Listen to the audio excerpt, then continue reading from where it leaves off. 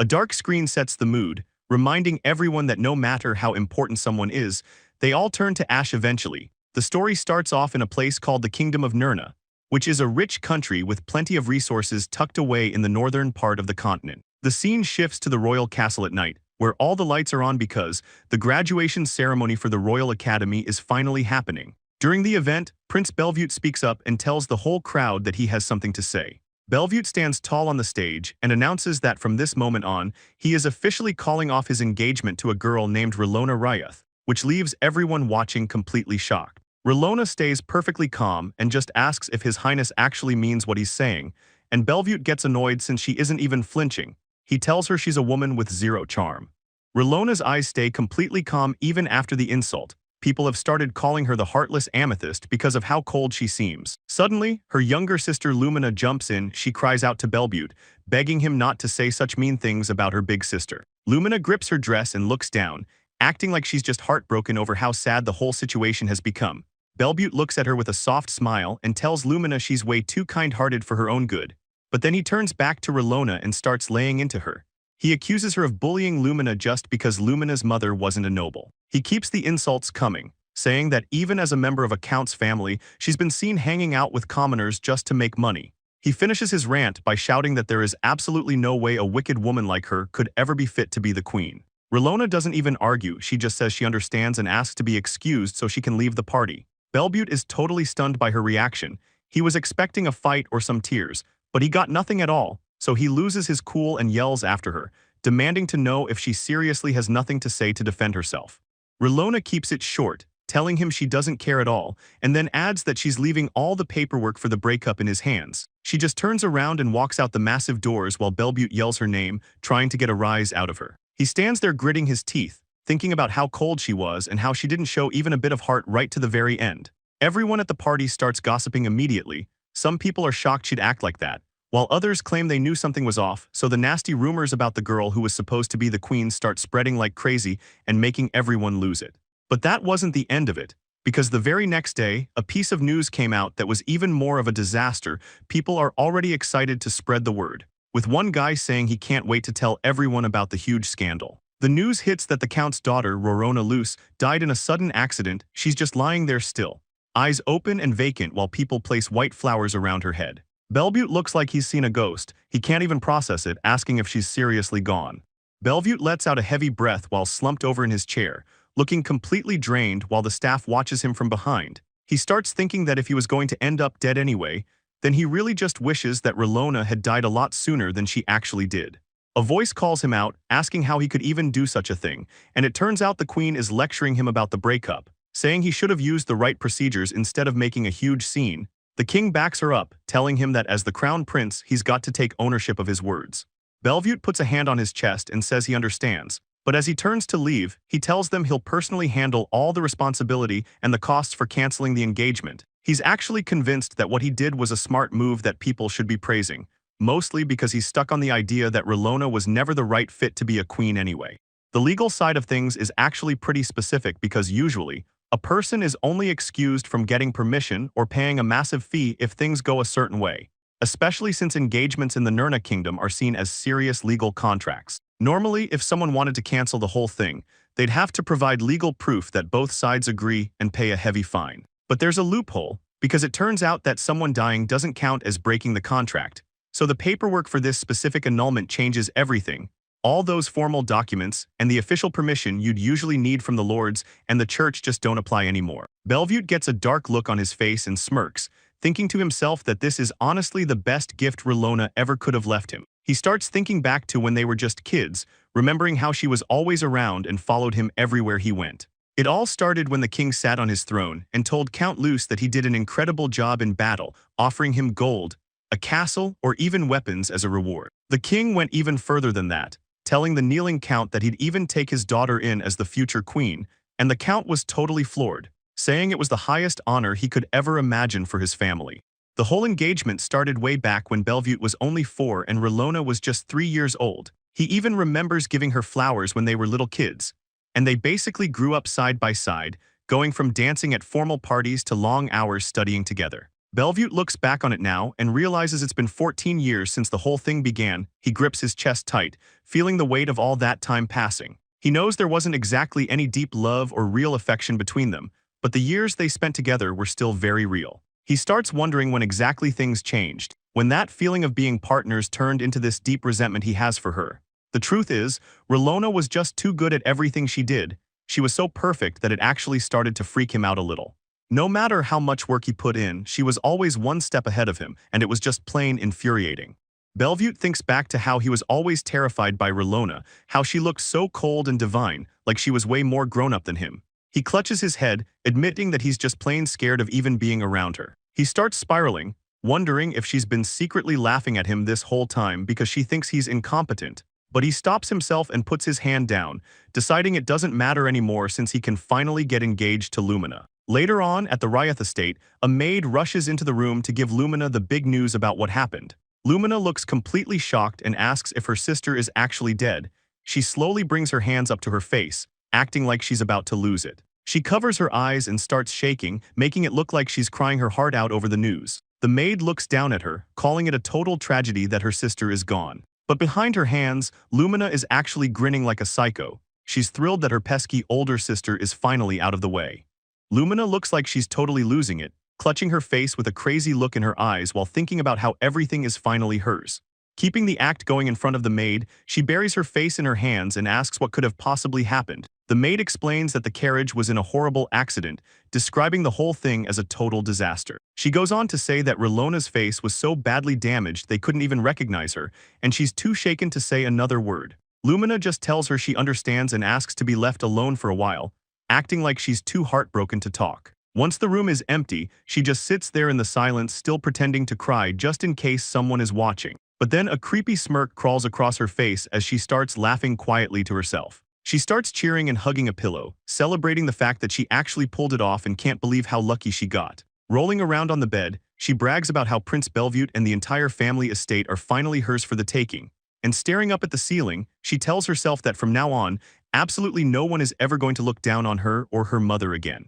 Lumina starts thinking about her mother, Belbarassa, who is the current Lady Luce and was famous for her beauty despite being born a commoner. There's a weird buzzing sound in her head as she remembers how her mother's grandfather was actually the secret kid of a noble. And back then, people would look at Belbarassa and say how beautiful she was, claiming her looks were a gift from that noble blood. Her mother worked hard, getting the best education possible from her grandfather and spending all her time at noble estates, just to make sure she learned exactly how to act like one of them. All that effort eventually paid off when she caught the attention of Count Luce after he lost his first wife, leading to Lumina always seeing her mother's rise to the top as her biggest source of pride. But things weren't always perfect. She remembers hearing people talk trash behind their backs, calling her mother a disgusting social climber who must have used dirty tricks. The nobles would whisper that she's just a commoner at the end of the day and that everyone would see her true colors eventually. And hearing those insults used to drive Lumina crazy because of how frustrating it was to be looked down on like that. Young Lumina sits on the floor and asks her mother if her father isn't coming home again today. Belbarassa just looks at her and says the guy is always busy, so Lumina starts thinking that her father probably doesn't even realize how much her mother is suffering, which makes her feel like she needs to step up. She walks off, telling herself that the last thing she wants is to become another burden for her mother to carry. She puts in all this work and studies constantly, but she can't help noticing how much attention her father gives Rona and realizes that no matter how hard she tries, it never feels like enough. Looking at how perfect her sister is, she feels like she's just no match for Rona in anything they do. It's like people expect her to lose since there's a 2-year age gap between them. And they tell her she's doing a good job considering her opponent is the great Lady Rona. But that kind of praise just makes her bite her finger in frustration. She's got this look in her eyes like she's hit her limit, especially because something huge just went down at the estate. Someone inside is losing their mind, and Lumina is standing there in total shock, asking if it's true that her older sister Rona is actually going to be the next head of the family.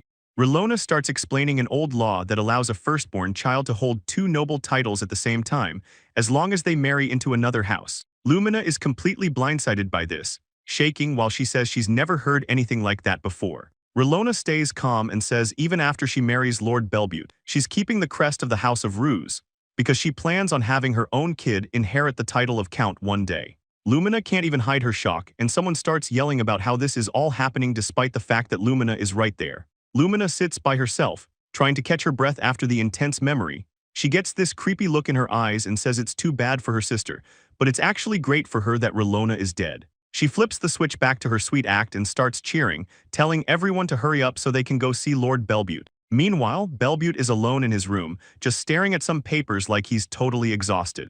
The family trustee, Sesan Berman, looks at the letter and completely loses it, asking if Rona has actually passed away. He just collapses right there on the floor and holds his head, saying over and over that everything is finished. Looking through the paperwork, there's a massive stack of IOUs that all have Rona's name signed at the bottom. Shazam grips the papers so hard they start to wrinkle. He knows he's got to go tell Count Lus what's happening. He grabs his bag and moves fast, heading straight for the main estate to deliver the news. Even though they live in this huge mansion, turns out the entire Lus family is actually drowning in debt. The Count was always obsessed with military stuff and never came home, always saying he was busy with training. Back during the war, he was constantly getting rewards and bonuses for doing such a good job on the field. The irony is that his success ended up bringing peace to the country, which meant no more war money coming in. Still, money shouldn't have been an issue. The family had piles of gold and treasure just sitting around. Rona stands there quietly, a reminder that the family used to be set with huge rewards from the Count's work, not to mention the crazy high status they got from her being the future crown princess.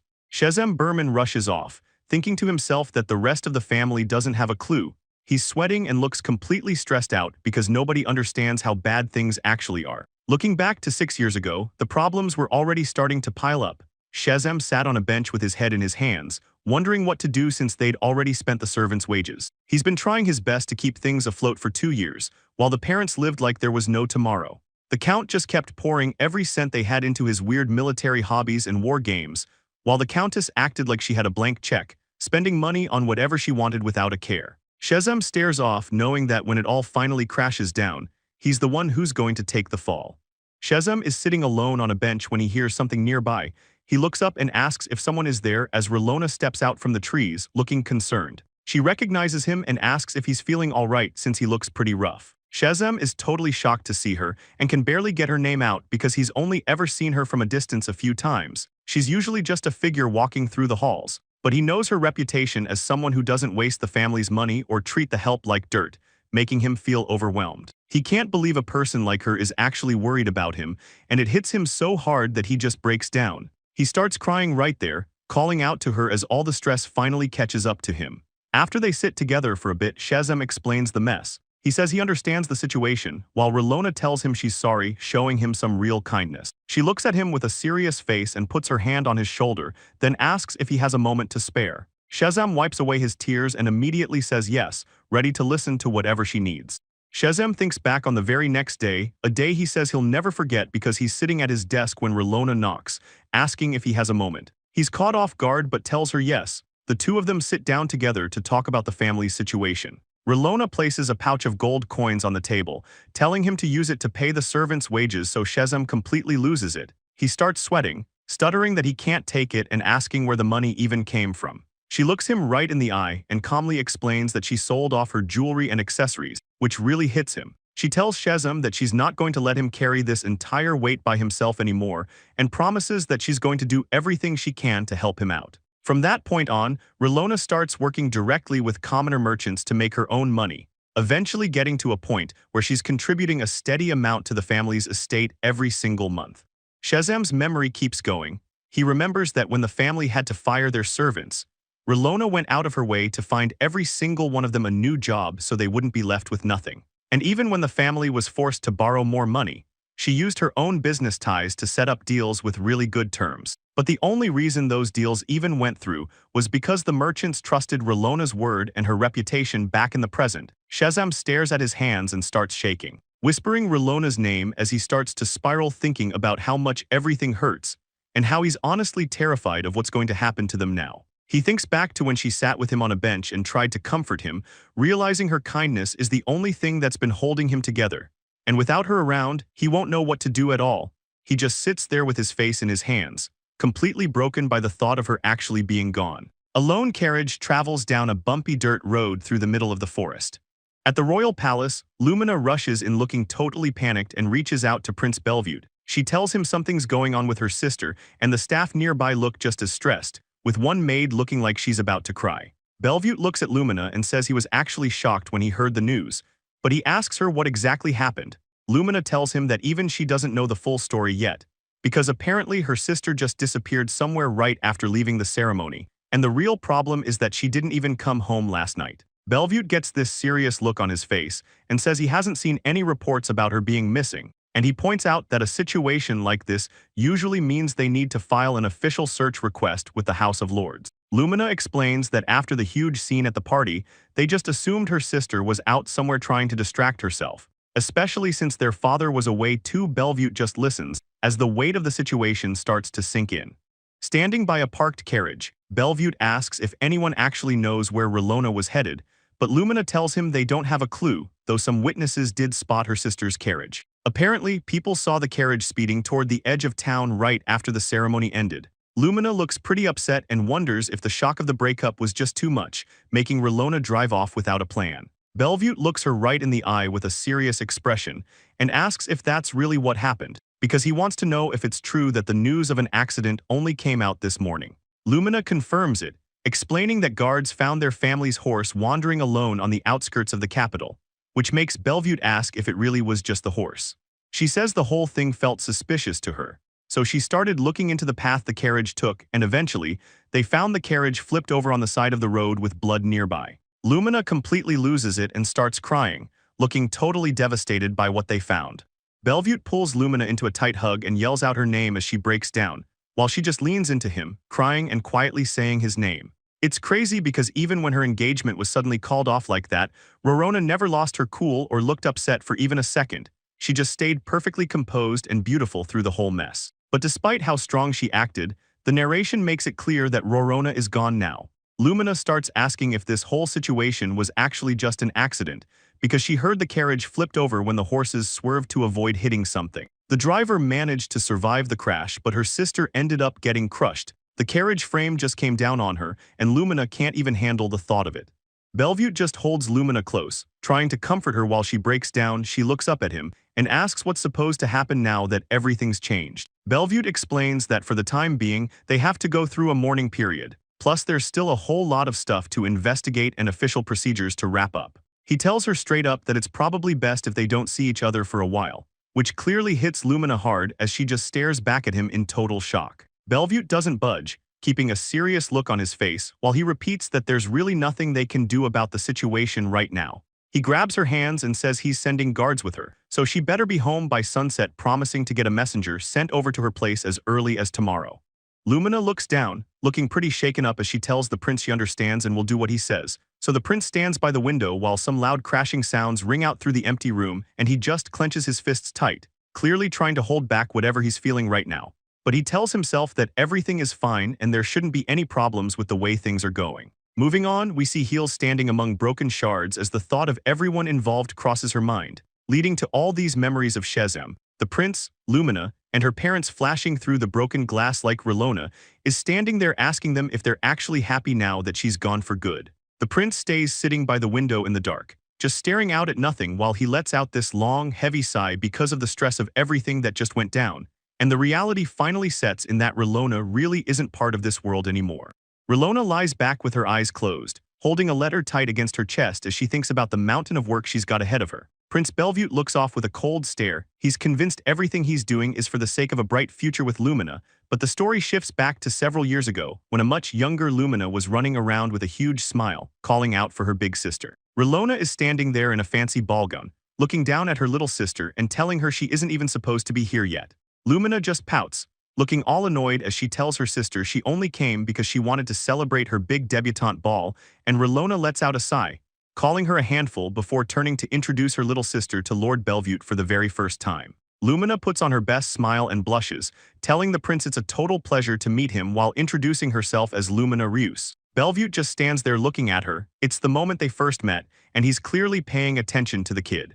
Back then, it felt like they were from another world. If Rona was seen as this perfect, distant goddess, then everyone thought Lumina was more like a sweet little angel, standing right there by her sister's side. Lumina calls out to Lord Bellevue as they arrive, and Rona tries to keep things formal by addressing him too, but Bellevue is pretty caught off guard, asking if Lumina really came along with them. Rona immediately apologizes for the surprise, explaining that her little sister basically forced her way onto the trip. She turns to the kid and tells her she isn't supposed to be here, ordering her to go back home to the manor right now. Lumina starts pouting, telling Rona she's being mean and begging her not to leave her out of the fun. Bellevue just smiles at the scene, telling them it's no big deal and that Lumina is welcome to join them from here on out. Things were actually going really well for the three of them, at least until the moment everything took a turn. Later on, Bellevue is walking through the snowy woods when he spots Lumina sitting all alone on the ground. He looks totally shocked to see her out there, asking what she's even doing in a place like this, especially since she looks like she's freezing, so he tells her she needs to get back inside the house as fast as possible.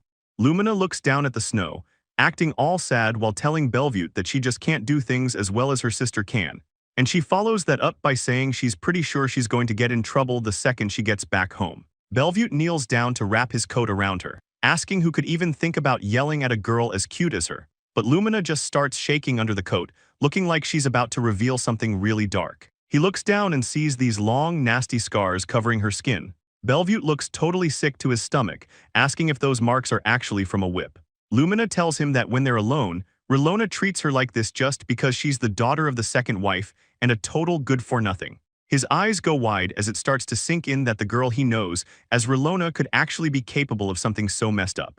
Lumina starts crying and panicking, begging him at the top of her lungs not to tell a single soul about any of this. Bellevue stands there looking completely shaken. He just can't wrap his head around what he's hearing right now. Bellevue remembers the time he accidentally walked in on Rona supposedly laying into Lumina, and the look on her face back then was enough to make anyone second guess who she really was. He stepped in right then, yelling for Rona to cut it out while Lumina just cried out his name. Rona just stood there looking stunned, not even trying to defend herself as she let out a quiet gasp. So right in that moment, all the bad things Bellevue suspected about her finally felt like the truth. He used to think she was basically a goddess who could do no wrong, but seeing her stand there like a bully who would actually hurt her own sister changed everything for him. The memory feels dark and messy, just like the image he now has of her in his head, making him realize that he has to be the one to step up and protect Lumina from her. Back at the Academy Clock Tower, the sun hangs over the campus as things finally start moving. Lumina is glowing with excitement, cheering that she and Bellevue can finally be together at the Academy, and Bellevue smiles back, congratulating her on starting school and offering to show her around the campus right away. She looks up at him all grateful and thanks him for the help, the two of them looking like a perfect pair until Bellevue catches the sound of some girls whispering nearby. And even though he's acting cool, he can't ignore the students behind him talking about the latest exam results from right after the break. He hears them going on about how Rona took the top spot in the class again, which everyone seems to think is just standard for someone in her position. It's the same old story for him, and every time he's out in public like this, he's stuck listening to people say that compared to her, he's basically just a mediocre prince. It's a constant reminder of how much people fear and respect Rona's skills, making him feel even smaller, especially since the gossip doesn't stop, with students saying she's the one who actually acts like royalty and that he's lucky they aren't even in the same grade. Bellevue's mind is a total mess, getting eaten up by paranoia and weird theories until Lumina calls out to him with a huge smile, telling him it's time for them to head out. He looks at her and can't help but wish she was his actual fiancée instead of Rona. But the story skips ahead a few days at the royal castle, where Bellevue is stuck at his desk. He's complaining about how much paperwork he still has to finish when he finds a weird letter in the pile that doesn't even have a sender's name on it. The letter is a total bombshell, claiming that Rona has been sneaking around frequenting the slums to handle some really shady business on the side, and that the entire Luss family is secretly buying up illegal weapons and banned goods. Bellevue stares at the tip, trying to tell himself it's just someone trying to start drama, but he can't stop looking at it. Bellevue can't handle the stress of the letter alone, so he shouts out to see if anyone is nearby. One of his people rushes in to ask what's wrong, and the prince immediately orders them to dig into everything the letter says. The investigation starts right away, focusing entirely on Rona Luce and her recent movements, showing that she's been secretly meeting with commoner merchants at the Maishi company to handle business deals. There's even a paper trail to back it up.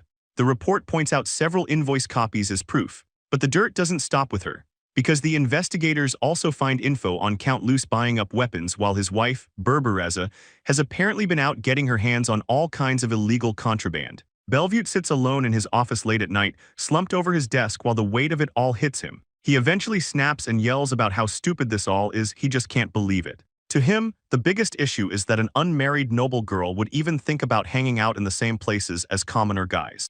Bellevue goes over the report again, seeing her father as just a count playing at war, and her mother as a greedy countess who spends her time buying up illegal contraband. He starts spiraling, thinking about how if he had actually married Rona without knowing any of this, the entire royal family would have been stuck facing a massive humiliation because of her family's mess. He realizes he can use these secrets to his advantage, wondering if this is the key to finally annulling his engagement. And if he uses the royal family's influence to cover up what the Count and his wife have been doing, he could just ditch Rona and set up a new engagement with Lumina instead. He decides that this is the move, all just to break down Rona's perfect reputation. So he finally exposed her family's dirty secrets and called off the engagement for good. It all goes down right in the middle of the graduation ceremony. Bellevue stands there facing Rona, who doesn't even flinch. She just looks him right in the eye and says she understands, showing zero resistance. Instead of putting up a fight or arguing against the engagement being called off, she just lets it happen. Bellevue sits back later thinking that with Rona out of the picture, he's finally free of his problems and can actually have a future with Lumina, or at least, that's what he tries to tell himself. But he's sitting at his desk feeling completely off. He can't shake this weird feeling of discomfort, and meanwhile a carriage is rolling through the city streets. Inside, Lumina is already complaining. She calls Bellevue out for being way too cold to her, asking why he can't just be a little more excited to be hanging out with her. She stares out the window with this look in her eyes, thinking that her time has finally come and she's definitely going to get her happy ending. Lumina is pretty annoyed, calling out to her big sister and asking if she's really heading back to the castle yet again. Rona doesn't really answer though, just looks back with this serious look on her face. She bends down to Lumina's level and reminds her that she isn't going there to mess around or play. It's all about studying and learning what it takes to actually be a queen, and later on, she's waiting by the door as a carriage pulls up to the front of the house. Bellevue shows up looking like a total natural in his uniform, standing there in front of some flowers as he tells Rona that he's finally come to get her. She's actually a little dazzled by it, thinking he looks exactly like a prince out of a storybook, so he reaches out and takes her hand in his. He even goes as far as dropping to one knee to kiss her hand right there. But Rona doesn't really react at all, just staring at him in silence until he starts to get completely flustered and breaks character. He tries to recover with a nervous laugh, standing there feeling a little embarrassed about the whole thing. Lumina watches from the doorway, thinking if it were her, she'd never make the prince look so uncomfortable later on. She's losing it in her mother's lap, crying about how she's the one who should have been his fiancé. Belbarassa just holds her close, feeling completely terrible for her daughter, while she flashes back to when Lumina was just a baby, apologizing and wishing she'd given birth to her sooner.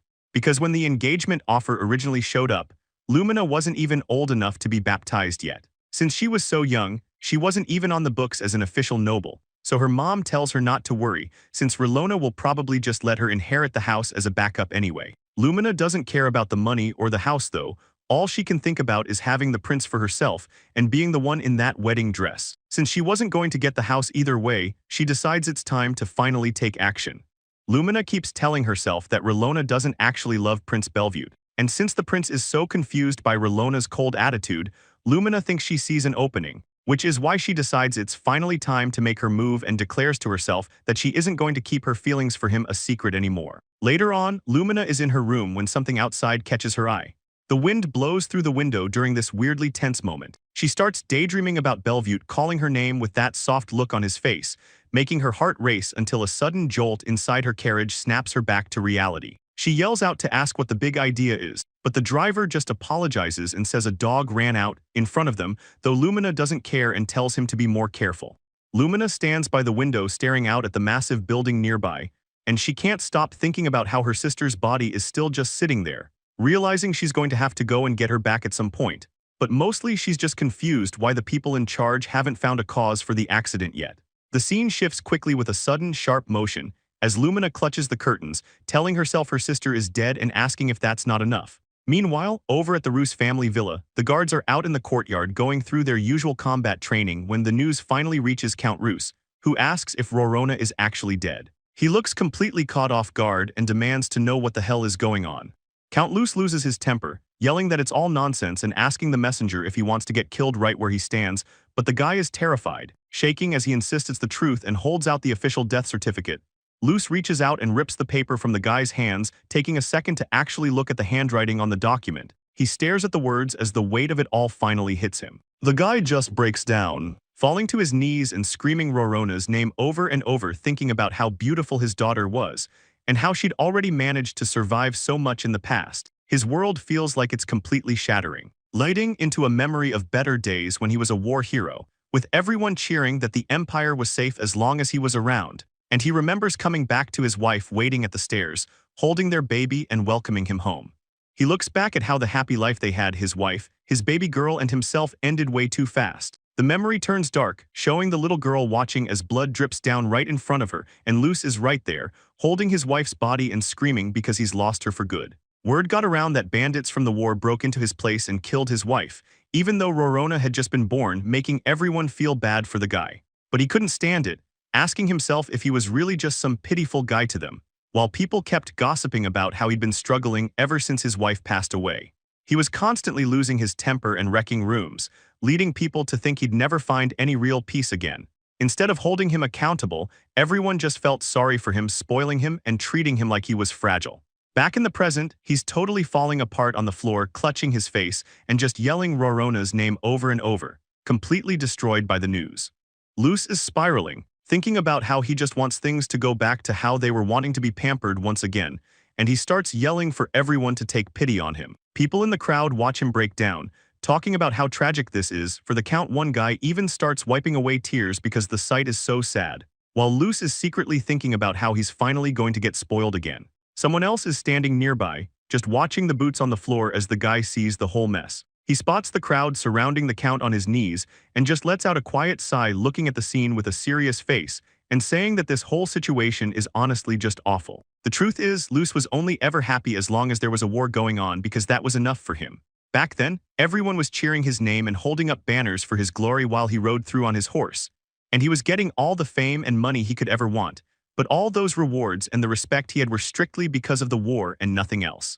Luce comes home from the war and his wife, holding their baby by the stairs, welcomes him back. She can see the look on his face and asks if something good happened. Luce is pumped, yelling about how the rewards he got for his service this time are absolutely insane. He's riding high, especially because his favorite daughter Rona just got engaged to the crown prince. To him, this feels like the absolute peak of his life, and he thinks things can't get any better. With all that money and fame, he decided to build something big, a massive place just for himself, like his own personal castle where he could be the man. After his first wife passed away, he eventually brought in a second wife to fill the void. But once the war ended and peace arrived, Luce felt like his purpose in life just disappeared. It didn't help that his new wife, Belbarassa, showed her true colors immediately, because the moment they tied the knot, she started wasting all his cash and turned into a massive headache. Luce thinks back to his time in the service, noting how long it's been since the big military drills wrapped up, and he mentions how you never really know when the next war might suddenly break out. People are hyped, cheering for the Count to live a long life while he tells them all to keep training together until that day comes. The crowd keeps it going, yelling about giving glory to Count Luce, but even with all that praise and respect, he feels like something is missing and his heart stays unfulfilled. Moving on, Lumina is off on her own, thinking about how things would change if her sister Rorona were to actually die. She's got it all figured out, knowing that everyone would go right back to feeling sorry for her, and once they pity her, she knows they're going to spoil her absolutely rotten. The scene shifts to Luce completely losing it, sobbing into his hands and screaming Rorona's name as he asks why this had to happen, leaving everyone nearby watching in shock, whispering about how tragic this whole thing is for the Count. Kaiser walks up to the grieving Count and tells him he doesn't even have the words to offer his condolences, catching Luce off guard as he looks up and asks if he's Kaiser. The young guy just stands there politely, putting a hand to his chest and saying it's a real honor that the Count even remembers a newcomer's name. He looks down with a soft smile, mentioning how Rorona was such an amazing noblewoman, and Luce is instantly surprised, asking if Kaiser actually knew her. Kaiser explains that they met just one time when he said hello to her at an evening party, telling him that once she heard he was one of the Count's students, she was incredibly kind to him. Luce just stares at the ground, processing the story and quietly saying, "Is that so?" while Kaiser waits. Kaiser offers to walk him back to the mansion if he's ready to head home, so Luce repeats the words back to himself, starting to realize it's finally time to go back to the manor.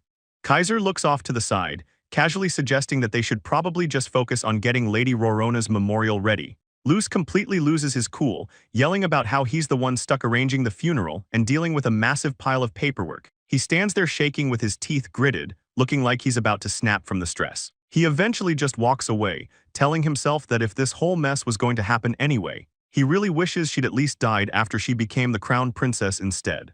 Luce figures that way the royal family would have been the ones forced to handle the funeral, and it would have made way more people feel sorry for her. Kaiser watches him go while leaning against the wall, acting all sad and saying it's a shame for Rona to pass away so suddenly right after the crown prince went and broke off their engagement. Luce freezes up, looking totally shocked as he turns back to ask Kaiser what he just said. Luce is losing his mind, shouting about the broken engagement and demanding to know what's going on, while Kaiser just asks if he really had no idea. Kaiser starts filling him in, explaining that the whole thing went down just yesterday during the graduation ceremony at the Royal Academy. He suddenly remembers that a letter actually came in from Rona herself, where she was asking to come along with them on their trip. But then he gets back to the drama at the ceremony, telling Luce about how everything shifted during the event. He describes how Prince Belviot stood in front of everyone and told Rona that their engagement was officially cancelled, which just makes Luce even more stressed, as he rubs his head and mutters about how the whole story sounds completely ridiculous. Kaiser admits he doesn't know every single detail, but the word going around is that Rona was caught bullying her younger sister, Lumina, and that's supposedly why she was called out in front of everyone at the venue. Luce stands there with his back turned, clutching a paper so hard it crumbles as he tells himself this has to be impossible, since he always saw Rona as a pure, obedient kid, and now he's wondering if she's been playing him for a fool all along. Luce clenches the paper in his fist, muttering that if Rona really turned into such a wicked person, then nobody would even care that she's gone. But then he just snaps and yells that he's going back to the manor right now, catching Kaiser totally off guard. Before he can even move, a servant rushes in and shouts that a messenger from the manor just arrived, and the guy quickly adds that the news he's bringing is specifically about Rona. Everyone moves to a private room to talk, with Luce and Kaiser sitting down to hear the full story from the visitor, who turns out to be Shazamrius, the estate manager, and he starts off by saying it's been a long time since they last saw each other. Shazam tries to bring up the news of Rona's passing, but Luce shuts him down immediately, shouting that he's already well aware of what happened. Luce breaks down and buries his face in his hands, crying about how his daughter is dead and he has no clue what to do anymore, but Shazam just looks at him with this cold, dark stare, and says if Rona actually meant anything to him, then he wants to know why Luce just sat back and let things get this bad in the first place. Shazam keeps going, telling Luce that the real reason he's here today is to go over the current financial disaster of the estate. Luce looks like he's about to have a breakdown, asking what he means by finances, but Shazam just says yes and starts digging through his bag for some papers. He pulls out an IOU and explains that the cash flow for the whole place has been terrible for years now, leaving Luce standing there looking completely pale and shocked. Luce slams his hands onto the table and yells, asking what happened to all that reward money he earned back in the war. But Shazam just stays calm and tells him they actually hit rock bottom a long time ago. Luce starts losing it, shouting that it's impossible, so Shazam reminds him that he's already sent multiple letters explaining all of this. He finishes by saying that the war money, which should have lasted for generations, is completely tapped out, and there's basically no money coming in from the land anymore. Shazam continues his breakdown, explaining that even the basic maintenance costs for this detached estate barely get by on the small amount of money they get every year from the royal family. On top of that, there's the massive cost of buying and fixing up weapons, tools, and all the land. But most importantly, they have to pay for food, clothes, and housing for everyone gathered at the manor. Basically all the people who don't have jobs anymore now that the war is over. They're all just living there and slowly eating away at the Count's fortune until there's nothing left. Luce is in total denial, saying it's completely absurd to think things are that bad, but Shazam points out that Belbarassa is a huge part of the problem, buying new jewelry and expensive dresses almost every single day. He drops the biggest news yet, telling Luce that until now, Rona was the only one actually finding ways to raise the money, and she was even the one who personally went out and arranged for all these loans to keep the family afloat. Luce is sweating and looks completely blown away by the news. He can't believe it and shouts out, asking if Rona was really the one doing all that work. Kaiser looks pretty down as he joins in, mentioning how he sent so many letters begging for help but never got any, and Shazam keeps the bad news coming. He explains that since Rona left, it's impossible to get more loans, and their current income isn't even close to covering the debt payments. He tells the Count to stay calm though, saying there's still a way out as he reveals that Rona was way ahead of them. She had already tracked down buyers for all the family assets, including the villa they're in right now, because she knew she was eventually going to leave. Shazam looks out at the grounds and points out that if the Count just lets go of this place right away, at the very least, they could finally settle every single debt they've piled up. Kaiser looks back on everything, noting how he knows the Count really treasures the time he spent at that villa, but Rona is just worried. She says that being unable to move on from the war is only going to cause more conflict down the road. A clenched fist shows someone's frustration boiling over. Kaiser looks pretty shaken up as he talks about Rona's wish, admitting he might not be strong enough, but he really wants to make it come true. Just as he's talking, Count Luce loses it and screams that he won't allow any of this to happen. The Count swings his arm in a blind rage, making Kaiser jump back. Kaiser is just standing there looking completely stressed out by the outburst. Luce glares with pure rage, telling Kaiser he's just talking trash to try and trick him. He screams at Kaiser, asking what kind of fun he gets out of stealing his home and his legacy. Luce curses Rona, yelling about how she saw the breakup coming from a mile away, and ends his rant by saying she totally played him for a fool. Luce grabs Kaiser by the collar, but Kaiser tries to stand his ground, saying Rona would never do what the Count is suggesting. Luce isn't buying it and accuses Kaiser of being a liar too, screaming that he's just pretending the family's money is all gone. The Count throws Kaiser to the floor. He hits the ground hard, let out a pained groan as he lands. An older woman nearby tries to step in and help, begging the Count to listen because what Kaiser said is the truth, but Luce has heard enough and tells them to shut up before looking at Kaiser and telling him he's officially fired. Kaiser tries to stop him, calling out for the Count to just wait a second, but the guards move in instantly, crossing their spears right in front of him to keep him down on the floor. Luce walks away as papers fly, leaving the kid behind. Kaiser starts to lose it and begins to cry, feeling like a total failure, wondering if he really can't even pull off one of Rona's last wishes. A little later, Kaiser is outside the building leaning against a wall, just trying to catch his breath while holding onto his bag. Kaiser sits slumped against the wall, clutching his bag and groaning. He's completely drained after everything that just happened. Just then, a hand reaches out toward him as a calm voice asks the kid if he's doing all right. A well-dressed guy introduces himself as Kaiser Bart, offering his hand and asking if the kid can stand up. Kaiser looks up, totally caught off guard, but he manages to thank the stranger while pulling himself together. The dark-haired man asks if he works for the Count's family, and Kaiser admits he did, but mentions he actually just got fired. The man stays quiet for a second, just taking in the news, before saying he sees what's going on, noting that things look even worse than he thought they were. Kaiser just stares back, feeling pretty confused, wondering what this guy is really after.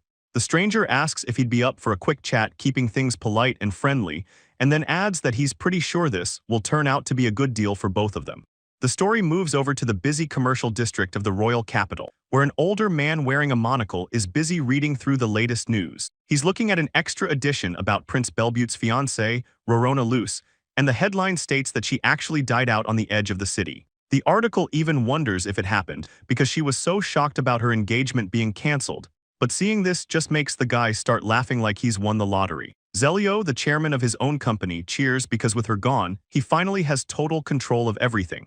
Things go back a few years to when he worked at the Miishi Trading Company, and a customer there is checking out a really nice item, asking Zelio what the price tag is. Zelio tells him it'll be 620,000, which leaves the customer completely stunned. A man holding an expensive-looking jewel tries to sweet-talk someone into a long-term deal, but Zelio is stuck in the past, remembering how his business was barely scraping by and making almost no money. He's at the counter ready to tell a customer that they're done for the day when he sees something that completely stops him in his tracks. A young lady in a fancy dress standing in his doorway. It's Rona, and she looks right at him, asking if he'd be interested in doing some business together. Zelio just stares at her, totally stunned by the offer while she reaches her hand out to him, and without even thinking about it, he finds himself reaching back and taking her hand to seal the deal. He couldn't really explain why he did it, other than his gut feeling telling him this was the right choice. Rona doesn't waste any time and tells him they should get a formal contract started right away, but she has one condition. She wants 30% of all the profits as her fee for helping him out. Rona adds one more rule, telling Zelio he needs to get her okay before he makes any big business moves, and Zelio agrees. But he's actually shocked that she's only asking for 30% of the cut. Rona just stays calm and explains that since she's using his shop and his name, the split is fair. So Zelio starts following her instructions to the letter. And it doesn't take long before insane amounts of profit start rolling in, completely changing his life. Now Zelio is the chairman of a massive company, and people are constantly yelling for him at his new office. One of his workers runs up to him to ask about a spice deal from a few days ago, and Zelio tells them he's already looked at it, saying the flavor will definitely be a hit in the East, while more staff members crowd around for his help. Things are going so smoothly that Rona doesn't even really have to step in and make the big calls anymore. But a new deal comes across the desk that's so massive it leaves everyone wondering what the catch is. Zelio explains that the deal is so huge it's exactly why he can't bring it to her, since Rona is already swamped with work, leaving his staff member totally confused. The old rule about getting Rona's permission for every big move had started to become a real hassle for the business, so Zelio remembers the specific details of their agreement and slides his desk drawer open to find it. He pulls the folder out and starts scanning the pages to find the exact wording he needs, and a little smirk grows on his face as he addresses Rona under his breath. He's genuinely impressed by how she handled things, thinking about what a great person she is while he reads the clause stating that the whole contract becomes completely void the second either one of them dies. The sun shines over the city as a few birds fly past the office window. Zelio stares at a massive bag of coins sitting on his desk, admitting that the only real problem he has now is figuring out what to do with all that money. Rona stands in the office and repeats back to him in disbelief, asking if he's actually talking about that much physical cash. Rona looks over the records and makes it clear that she wants her share of the deal paid out in cash, so Zelio shows her a bag stuffed with gold coins, mentioning that the books already show this money was handed over to her. He stands there thinking to himself, trying to decide if he should actually report what's happening or just let it go, but then he thinks back to a few days ago when things were different. He was acting all humble and welcoming a visitor from the Stella Empire, telling him how honored he was to meet him. The visitor smiles and introduces himself as a merchant named Hangrieve, and he goes on to say he's heard that the Maishi Trading Company is basically the biggest thing in the Kingdom of Nurna right now. Hangrieve gets down to business and shows off the product he wants them to handle, calling it Senzu cloth. He explains that it's made from a really unique plant which makes the material fireproof, impossible to tear and super tough. Because it's so durable, it's not just for making shirts. It can be used for all sorts of stuff like sails and bedding, leaving Zelio staring at the roll of fabric with his jaw on the floor, completely blown away by the quality of what he's holding. Zelio is practically begging Rona to take the deal, saying they need to jump on it, but she tells him flat out that she's against it. She's suspicious because the deal seems way too good to be true, so she tells him they need to actually check out this fabric before committing. Zelio starts getting desperate, looking her right in the eye and asking her to just trust his judgment this time around. He keeps pushing, telling her that they can't let a huge opportunity like this just slip away, and Rona finally gives in. She tells him fine, but she's going to do things her way, leaving Zelio with a specific instruction. The first deal is only going to be for half of the amount they originally planned on. Suddenly, an employee bursts into the room yelling for the guildmaster, saying someone already wants to buy the cloth, which catches Zelio totally off guard. He gets all hyped up, thinking he's some kind of genius because his call on the product was apparently perfect. But he starts getting greedy, thinking about how much more money they would have made if Rona hadn't cut the deal in half. He decides right then that he's keeping the extra cash. Just as he's sitting there thinking about the money, someone else yells for him, making him jump in his seat as things get complicated. Zelio gets word that a guy named Lord Aslan Layal is there to see him, and the news clearly catches him off guard. Aslan shows up wearing a mask over his eyes. He's got this calm smile like he knows exactly what's going on. He walks in and greets Zelio, saying it's been a long time since they last saw each other. Zelio welcomes him in right away. He tells Aslan he's actually really glad he decided to show up. Aslan plays it polite, apologizing for just barging into the office without having an appointment scheduled. But Zelio is internally sweating because Aslan is one of the very few people who knows Rona is actually running the whole show. He starts waving his hands around, telling Aslan not to worry about it because he wouldn't dream of minding the surprise visit. The guy is definitely a mystery. He always keeps his face hidden behind that mask and uses the last name Rial, which turns out to be a total fake that doesn't even exist in the Nurna kingdom. Everything about him looks suspicious as hell, but somehow all his business dealings are always 100% legitimate and clean. Aslan is a top-tier client who always pays on time and even drops helpful tips now and then, so Zelio knows he can't let this guy slip away, especially now that Rona isn't around to handle things. The two sit down, and Zelio asks Aslan what exactly brings him to the office today. Aslan leans forward and admits he decided to drop by because he heard a really weird rumor. Zelio gets a bit tense and asks what kind of strange rumor he's talking about. Aslan brings up how Rona's engagement to the prince was suddenly cancelled, and then he mentions that crazy story about her dying in some kind of accident, which leaves a heavy silence in the room while Aslan just sits there calmly. Zelio plays it cool and says he's actually been looking into that whole mess himself. He tells Aslan he's just been trying to gather some facts through his usual connections. Zelio explains that the rumors are actually true and the young lady really did have her engagement broken off, and he goes on to describe the accident, saying they found her body inside a carriage that flipped over on some back road. He even mentions that she's currently resting at the church right now. Aslan takes a second to process this and says it sounds like it's definitely not a lie. Zelio just looks down and gives a quiet reply, looking pretty stressed out about the whole thing. Aslan then asks if this means he's going to be the one leading the company from here on out. Zelio snaps back to attention and says yes, promising to carry on his lady's work and make sure every single thing is run the way it should be. He actually bows down and asks Lord Aslan to please keep supporting him and the business just like before, so Aslan just looks at him through his mask and says he sees how it is.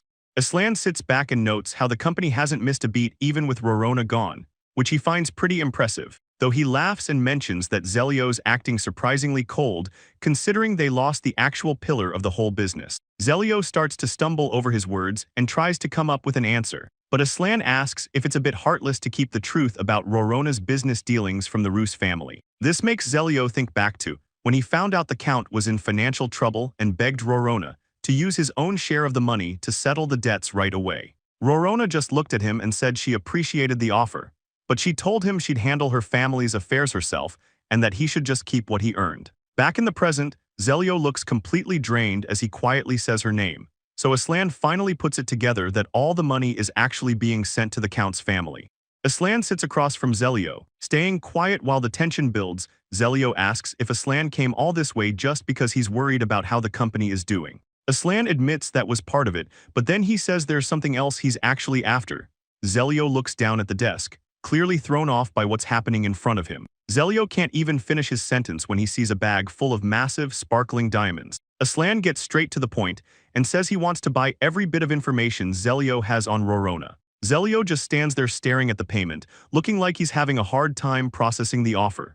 He starts sweating, his mouth hanging open as he tries to figure out what to do next. After the meeting, Aslan heads back outside and walks over to his carriage waiting in the street. Once he's finally alone, he lets out a frustrated curse while stepping into the carriage. Aslan is losing it in the back of the carriage, clutching his head and complaining that his disguise is totally trashed now. He stares off to the side, figuring there's really no point in keeping the act up while he's sitting in front of Kaiser. The two sit across from each other in silence for a second, then Aslan decides to get down to business. He asks Kaiser what the Count has been doing, but Kaiser just puts his head in his hands and says there's nothing to talk about. Kaiser explains that the Count is just playing the part of a sad father, while really he's just feeling sorry for himself. And even when the servants tried to tell him how bad things have gotten for the family, he just cold-shouldered them. Kaiser says it's a total waste of all the effort Lady Rona put in, and a fist clenches tight with anger, until Aslan finally snaps, cursing under his breath and slamming his fist against the carriage wall. The mask he was wearing just sits there on the floor, looking pretty beat up after the outburst. Kaiser picks it up and tells him he should be more careful because they aren't cheap, plus he still needs it to hide his face. Kaiser stares right at him and drops his real name, calling him Your Highness, Estelle. The mood in the carriage gets heavy as the prince's true identity hangs in the air. But Kaiser isn't done, holding out the mask and telling him it's 100% necessary to keep his face covered. Estelle reaches for it with a gloved hand, clearly annoyed and calling the whole thing a total nuisance. Kaiser reminds him that if anyone finds out he's a prince of the Stella Empire, assassins are going to be all over them, but Estelle just shuts him down, saying they don't have time for that talk right now. He leans back, clutching his head and wishing he wasn't born with such a specific look, especially since he thinks if he just looked like his mother, he'd be nowhere near this messy war for the throne. The problem is his black hair and red eyes. Having both of those features at the same time is the dead giveaway for the Stella Empire's royal family, making it impossible for him to just blend in. Even with all the different noble bloodlines mixing in from the vassal nations, those specific royal traits always seem to pop up in the Emperor's direct family line. Looking back at his childhood, Estelle was just an energetic kid, yelling for Kaiser to come explore the backyard, but his guard wasn't having it, asking him not to make his job any harder than it already was. Estelle just laughed it off, telling him it was fine until the guard reminded him that he still had a mountain of homework waiting for him. Estelle acted like it was nothing, saying he already finished it because he wanted to be a good vassal for his brothers, since he felt like he had to do his job the right way once the future rolled around. The guard asked him if he really loved his brothers that much, and Estelle just gave a huge smile, saying of course he did. Back then, being the third prince born to a concubine meant life was easy and carefree, at least until the winter he turned 12, when everything for the royal family started to fall apart. A voice cries out about how terrible everything is, and the situation only gets worse from there. An older guy holds back a royal woman, telling her she needs to stay away because the risk of infection is too high.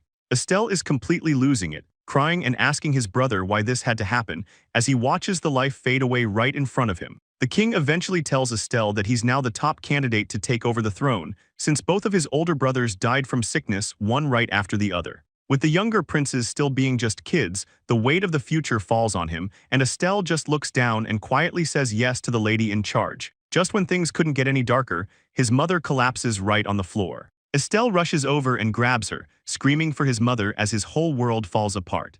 The tension in the room snaps as a sword is drawn from its sheath, and the guy with the head bandage tells Estelle that staying in the kingdom is just way too dangerous. Everything went south because of the fight for the throne, leading to Estelle's mother being poisoned. To save his life, Estelle had to ditch the country under the cover of a fake illness, so the two of them fled into the night, even though assassins were still coming for them. He had no choice but to throw on a mask and hide his face, which led to him dropping his real identity to live under the fake name Aslan.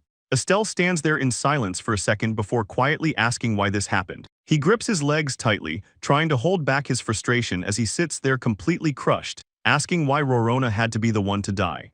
Estelle sits alone in the dark, looking completely broken while he remembers how Rona has always been the most precious person to him, ever since the day they first met back when she was only 10 years old at the Imperial Palace. The place was packed with people cheering for the Empire and celebrating the fact that the war was finally over, but a younger Estelle wasn't really paying attention to the speeches. He was just hovering by the dessert table wondering if any of the food was actually good. Just as he's about to try something, he feels a tap on his shoulder, and a girl's voice tells him that one snack is sweet while the other is a bit salty. He turns around to find a young Rona standing there with a big ribbon in her hair, asking him if he likes nuts.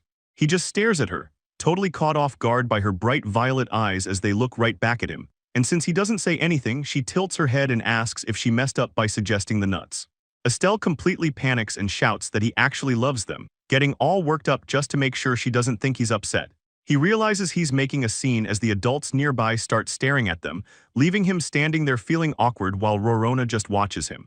Estelle looks down at the floor, blushing like crazy while he says he's sorry for yelling. Rona bows her head slightly, telling him she's the one who should apologize for talking to him so suddenly since she probably scared him. He looks away and tries to play it cool, saying it's really nothing while they stand there in the middle of the busy hall and Estelle just stands there looking completely lost, not sure what to do next until the girl holds out a plate filled with all different kinds of cookies for him to see. She tells him that these are her favorite ones and he should totally help himself, standing there with this calm look while Estelle just stares at her, his eyes going wide as he takes in how pretty she is. He gives a quiet reply and reaches out with both hands to take the snack she's offering. Looking back, he thinks about how she was such a kind and beautiful person even back then, but he realizes that even though she looked like a perfect doll, she just wasn't the type to show a lot of emotion on her face. Looking into her eyes, he feels like they say way more than any words ever could, and he thinks about how she's the first person to ever just talk to him like a normal guy instead of royalty. She seems quiet and gentle to him, almost like she's made of spring sunshine while they sit there together.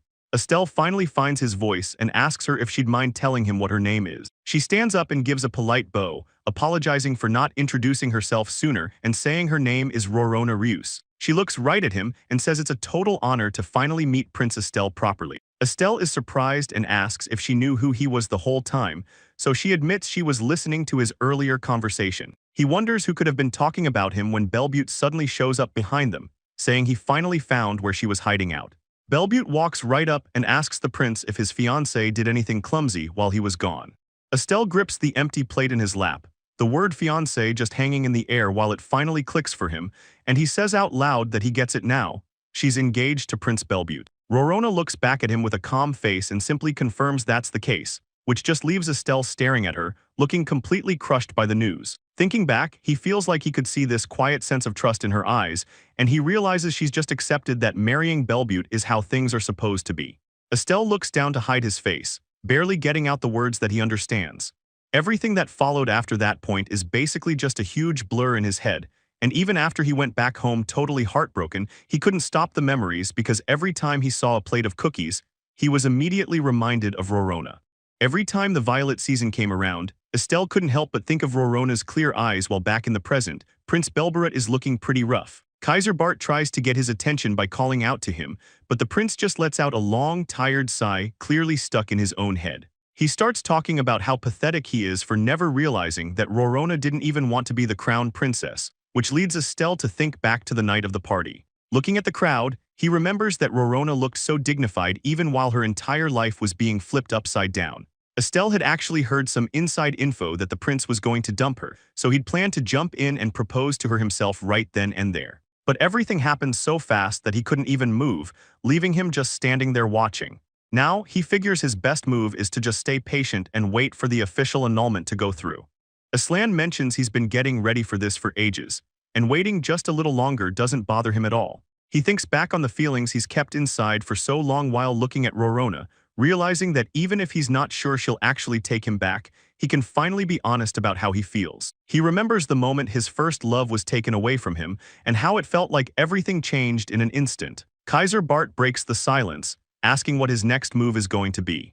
Aslan suggests they should just do the things Rona wasn't able to do herself, which completely catches Kaiser Bart off guard. He asks if the plan is to actually rebuild the Roos family, but Aslan just gives a dark look and says it's the exact opposite of that. He's focused on hunting down the people who took advantage of Rona's good heart, planning to make every single one of them suffer just as much as she did. Kaiser Bart looks pretty skeptical about the whole thing, asking if Aslan is actually serious about this plan, and Aslan doesn't hesitate for a second, saying that he's absolutely for real as he looks down with a dark grin. Kaiser Bart grabs his papers and says they should start by making sure the crown prince gets exactly what he deserves, since everything seems calm at a large house nearby where some kids are just hanging out under the bright sun.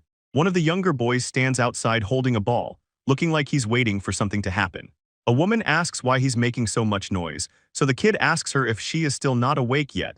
The woman explains that she seemed completely worn out and they should just leave her alone for now, which makes the kid run off. Before he goes, the kid looks back and says he hopes his big sister gets well soon. And then the scene shifts to a quiet bedroom where someone is resting in bed while the light pours through the window. A final message pops up, saying his dear is now out of reach and wishing for her to finally rest in peace. Estelle looks out at the estate and makes a cold promise. He's going to make them suffer just like Rona did. And he tells Kaiser Bart that the first step is making sure the crown prince gets exactly what's coming to him. Kaiser Bart keeps his eyes on the goal, asking how exactly they're going to pull it off. So Estelle explains the plan involves using the House of Lords and the church to put on the pressure.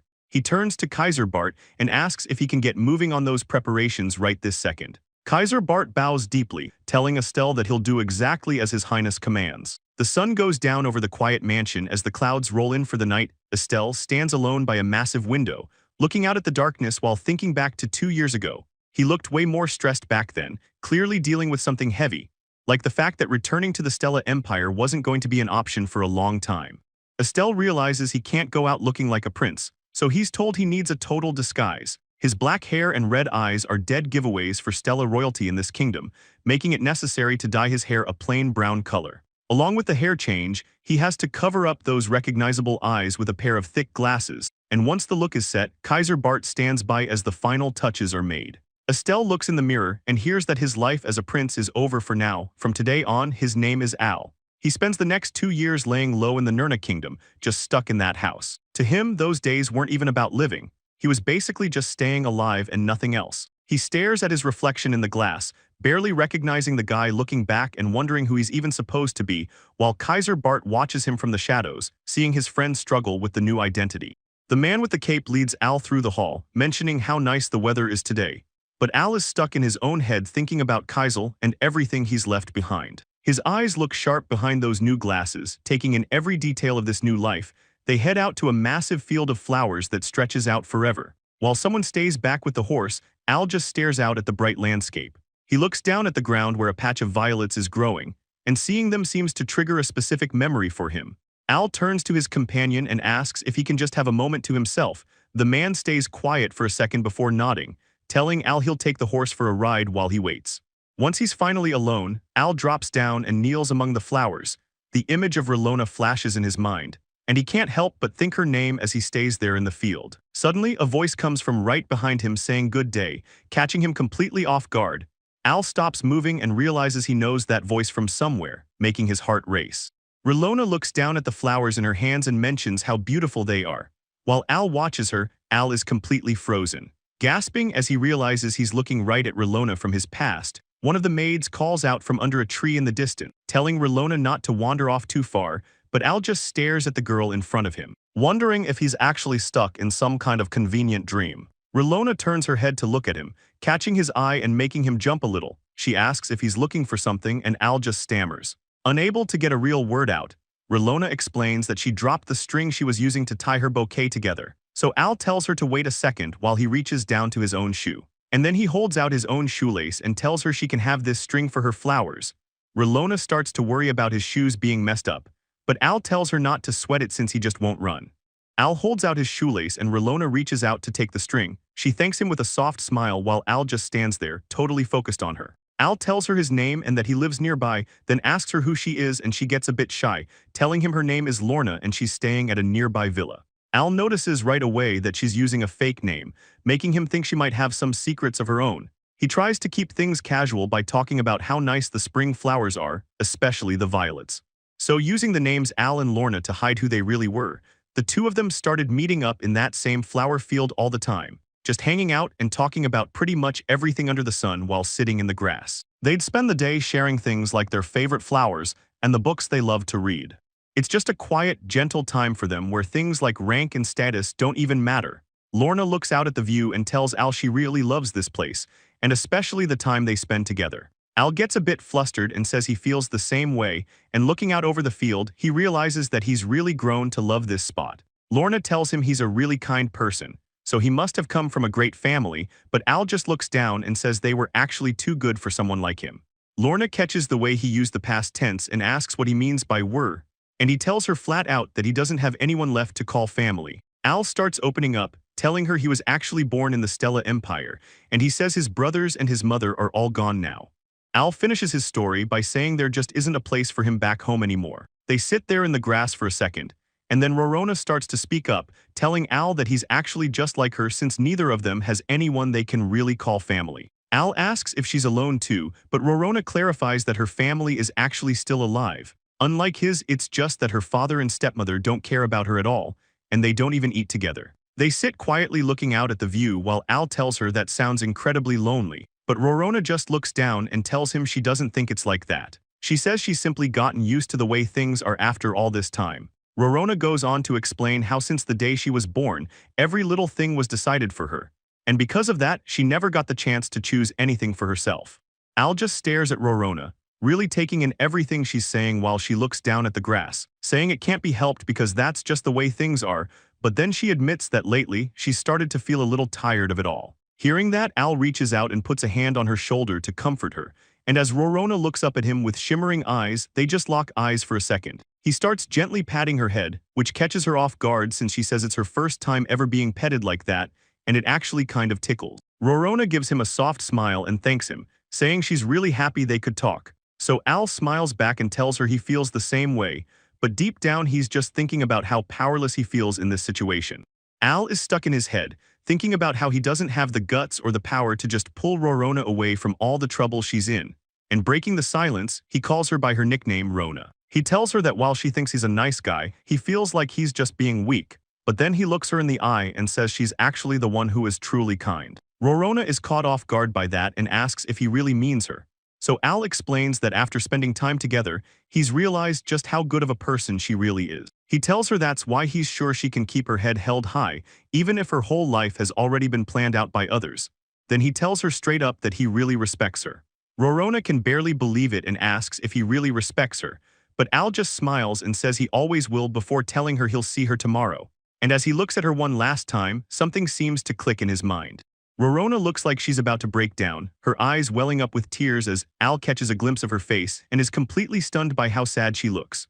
She tells him she has to go home right away and starts walking off. Al reaches out, calling her name to stop her, but a maid suddenly steps in and blocks his path so he can't follow her. The maid bows low, thanking him for keeping her lady company and being so kind. Al stands there holding a coin, feeling uneasy because Rona usually looks back at him a few times whenever she leaves.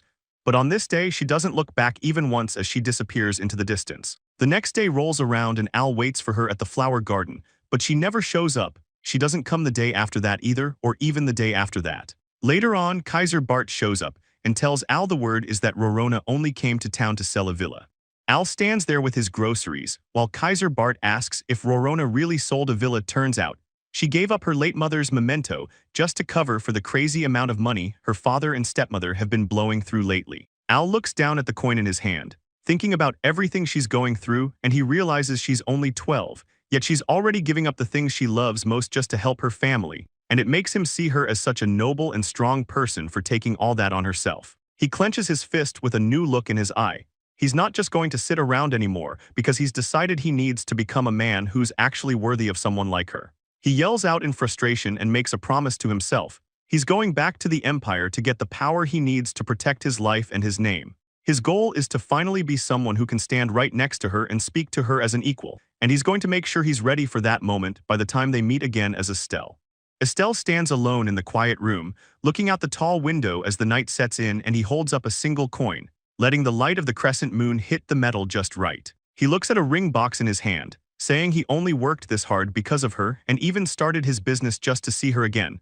But looking at all the gold and files he's gathered, he knows he only got this much power and money because she was there. He tells himself it's fine even if she thinks he's creepy or ends up being scared of him now. Deep down, he just wishes he'd gone after Rona and told her how he actually felt back then instead of waiting so long, which clearly eats at him as he looks down, trying to deal with all that regret. He looks back out at the night with a serious face, promising Rona he'll do whatever it takes to make sure she can finally rest in peace. He leans against the glass, practically begging for the chance to make things right, and as the leaves blow past him into the dark sky, he says one last time for her to rest in peace. Someone knocks and calls out from behind the door, catching Estelle's attention as he looks over just in time to see the door creak open and a boot step inside. It's Kaiser Bart, still in his hooded traveling gear, and Estelle immediately asks him how the investigation went. Kaiser starts his report, explaining that the carriage Rona was using didn't actually have any weird damage on it, so it really seems like the whole crash was just a huge coincidence. He goes on to say the coachman is still stuck in the infirmary completely out of it, and the doctors are saying there's a pretty high chance the guy might never actually wake up again. Estelle takes this in, realizing that if the guy is out, they aren't getting a statement from anyone, but he quickly moves on and asks Kaiser about that other matter they discussed earlier. Kaiser pulls out some papers and confirms that everything turned out exactly how Estelle thought it would.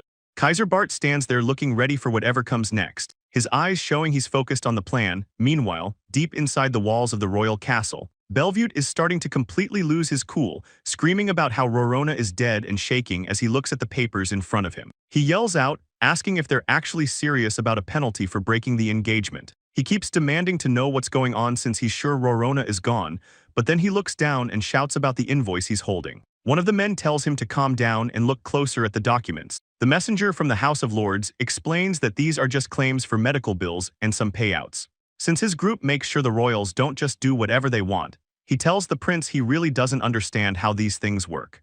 The story shifts to the church, a massive religious group that has deep roots in the Nurna Kingdom, the Stella Empire, and pretty much everywhere else, making it an organization that handles everything from weddings to legal contracts. One of the officials mentions that they've never actually dealt with a death under these specific conditions before. Both the House of Lords and the church are heavy hitters, basically the most powerful groups in the land right after the royal family. Bellevue throws his arms out in total shock, yelling about having to pay a consolation fee to the House of Reus. He just can't wrap his head around it, demanding to know why he's the one who has to fork over the cash. Back when the engagement was first set, it was actually a reward from the royals for everything House Reus had done. The king had personally thanked Count Luce, who felt it was a huge honor, but there was a catch. If Rona happened to pass away before she ever became the queen, the engagement wouldn't really work as a reward anymore, so a backup contract was signed saying a consolation fee would have to be paid instead. Bellevue tries to find a way out, pointing out that Lumina is still there at House Reus, thinking maybe she can just take Rona's place. But the official shuts that down immediately. He explains that back when the engagement happened, Lumina hadn't even finished her baptism yet, so she wasn't even an option. The official makes it clear that Lady Rona was the only person who was supposed to get that reward, meaning Bellevue is starting to look pretty intense. He's clearly not happy with where this conversation is going. He tries to scramble for a solution, stammering that they're right and suggesting they just add Lumina to the list right now, but the official doesn't budge at all. He just calmly explains that with Rona dead, that's not a possibility anymore. Bellevue looks like he's about to lose it, his face showing nothing but pure stress as his plan falls apart. The official points right at the document, reminding him that the House of Lords and the Church are involved in this contract, and they are definitely going to be demanding compensation from the royal family. Bellevue is just standing there in the back, looking like he wants to disappear while he makes a pained sound, looking completely cornered and sweating as the reality of the situation finally hits him. He starts realizing the claim is actually legitimate and that he really messed up by going against the contract terms, so he just stands there thinking to himself that he really shouldn't have said any of those things in the first place. Bellevue tells himself he'll just handle all the duties for the annulment and everything else on his own, thinking that as long as it's just the consolation money, the royal budget should be able to cover the costs. And he figures that if he goes through with marrying Lumina, there's a good chance he can get that money back later. He decides he can live with this since he was already planning on paying out of his own pocket anyway. But the mood in the room shifts instantly when he suddenly shouts out to stop the proceedings, because he slams his hand down on the table and yells that he absolutely won't accept any talk about paying alimony. The official just looks at him and explains that the House of Lords actually forbids one-sided annulments, so doing something like that in front of a giant crowd of people is honestly just beyond ridiculous. He clarifies that the alimony is supposed to be an apology for totally wrecking Rona's honor and her future, and mentions with a bit of a smirk that no one has been stupid enough to try something like this in decades. The official tells Bellevue he might not realize what's actually happening. The prince looks completely stressed out, and then the official adds that there's one more thing coming from the church side of things. He drops a bomb, asking the prince if he's been messing around with another woman while still engaged to Rona. Bellevue just stands there totally shocked. Envelopes start falling everywhere as the official explains they've already got a mountain of evidence and reports proving everything, so he points out that a royal engagement is supposed to be clean and honest. Because of that, the church is officially protesting his behavior. Bellevue looks like he's losing it as the official warns him that if every bit of that alimony isn't paid up, the House of Lords is going to have to get together and have a serious talk about whether he even gets to be king. And the guy just casually mentions that he really hopes it doesn't actually end up going that far. He reminds the prince that taking the throne isn't just a given, he needs the church's word and the House of Lords to sign off on it. The official stands there looking pretty satisfied with himself, telling Bellevue to think long and hard about how he wants to handle this. The official stares the prince down, telling him straight up that he has to take full responsibility for what he's done, and Bellevue just stands there in the middle of the room, totally frozen and unable to find any words. He's completely overwhelmed as the weight of it all hits him, and he starts clutching his hair like he's about to have a breakdown. He ends up dropping to his knees on the floor, curled in a ball and asking why any of this is even happening. Meanwhile, Lumina is back at the estate looking like she's on cloud 9. She's blushing and wondering when Bellevue is finally going to come for her, and the sun is shining over the mansion while she stays tucked away inside, completely clueless about the disaster. She's actually laying there daydreaming about having 3 kids with him, thinking about how adorable their family would be, but the door pops open and she asks the maid what's up, only to hear that the madame is waiting for her in the drawing room. The maid adds that some pretty serious people from the House of Lords and the church have arrived as well, so everyone gathers together in the drawing room, and it looks like the party is officially over for her too. Belbarassa sits there looking totally elegant, asking if all this is just for sympathy and alimony money, while Lumina puts on her best sad face, thinking she really needs to nail the part of the grieving sister. She acts all humble and tells them she's getting way more credit than she deserves. Then she asks if the alimony is for the broken engagement, and if she can help pay for it, acting like the prince would be so happy if they did that. She's practically singing. The vibe in the room shifts instantly as the officials just stare at her. One looks shocked, while the other looks completely suspicious. One of the guys from the House of Lords speaks up, telling Lumina he heard she was actually pretty close with the prince. Lumina freezes up, looking back at them with a totally blank face as she realizes the officials aren't buying her act at all. They're just watching her with these cold, judging eyes. She starts laughing nervously, trying to play it off by saying it's definitely not what it looks like. Lumina puts on a sweet face and tells them Lord Bellevue was just giving her advice, and they aren't close like that, but the official doesn't buy it. He asks if it's true she went out to the outskirts alone with the prince recently. While behind the scenes, the prince was actually celebrating the broken engagement with her, and Lumina was loving every second. The two of them were getting way too close for comfort, looking like they were about to cross a line. Back in the room, Lumina starts sweating as she realizes she's caught, but she keeps that fake smile up, insisting it's fine and that she's still a maiden, even offering to be examined just to prove her point. The official doesn't back down, saying if they really are in a messed up relationship, then the church is going to have to step in. Belbarassa looks totally shocked and yells that the guy is being way too dramatic about the whole thing. Lumina starts panicking too, doubling down and shouting that she was really just asking the prince for some advice. The official just rubs his head in frustration, telling her that being alone with an engaged guy is a massive scandal no matter what. The official looks Lumina right in the eye and asks if she has any idea how bad she's making noble ladies look. And Lumina just stands there shaking, gripping her dress while she tries to find the right words to say. But before she can speak, the official adds that there's one more thing, making Belbarassa get even more nervous as she asks what else there could be. He drops a bombshell, demanding they refund the entire dowry meant for Rorona's wedding, and Belbarassa just loses it. She's completely frozen, staring at him like she can't believe he's actually asking for the money back. The official doesn't skip a beat, asking her why she looks so shocked by such a simple request, and he reminds her that the dowry was strictly meant for Rorona to get her wedding clothes and stuff ready. Since the whole marriage is officially off, he tells them straight up that the money needs to be returned immediately, so Belbarassa starts to panic, admitting he's right but clearly stalling because she doesn't have the cash. Lumina notices her mom is totally spiraling and asks what's going on, realizing they're in a massive hole.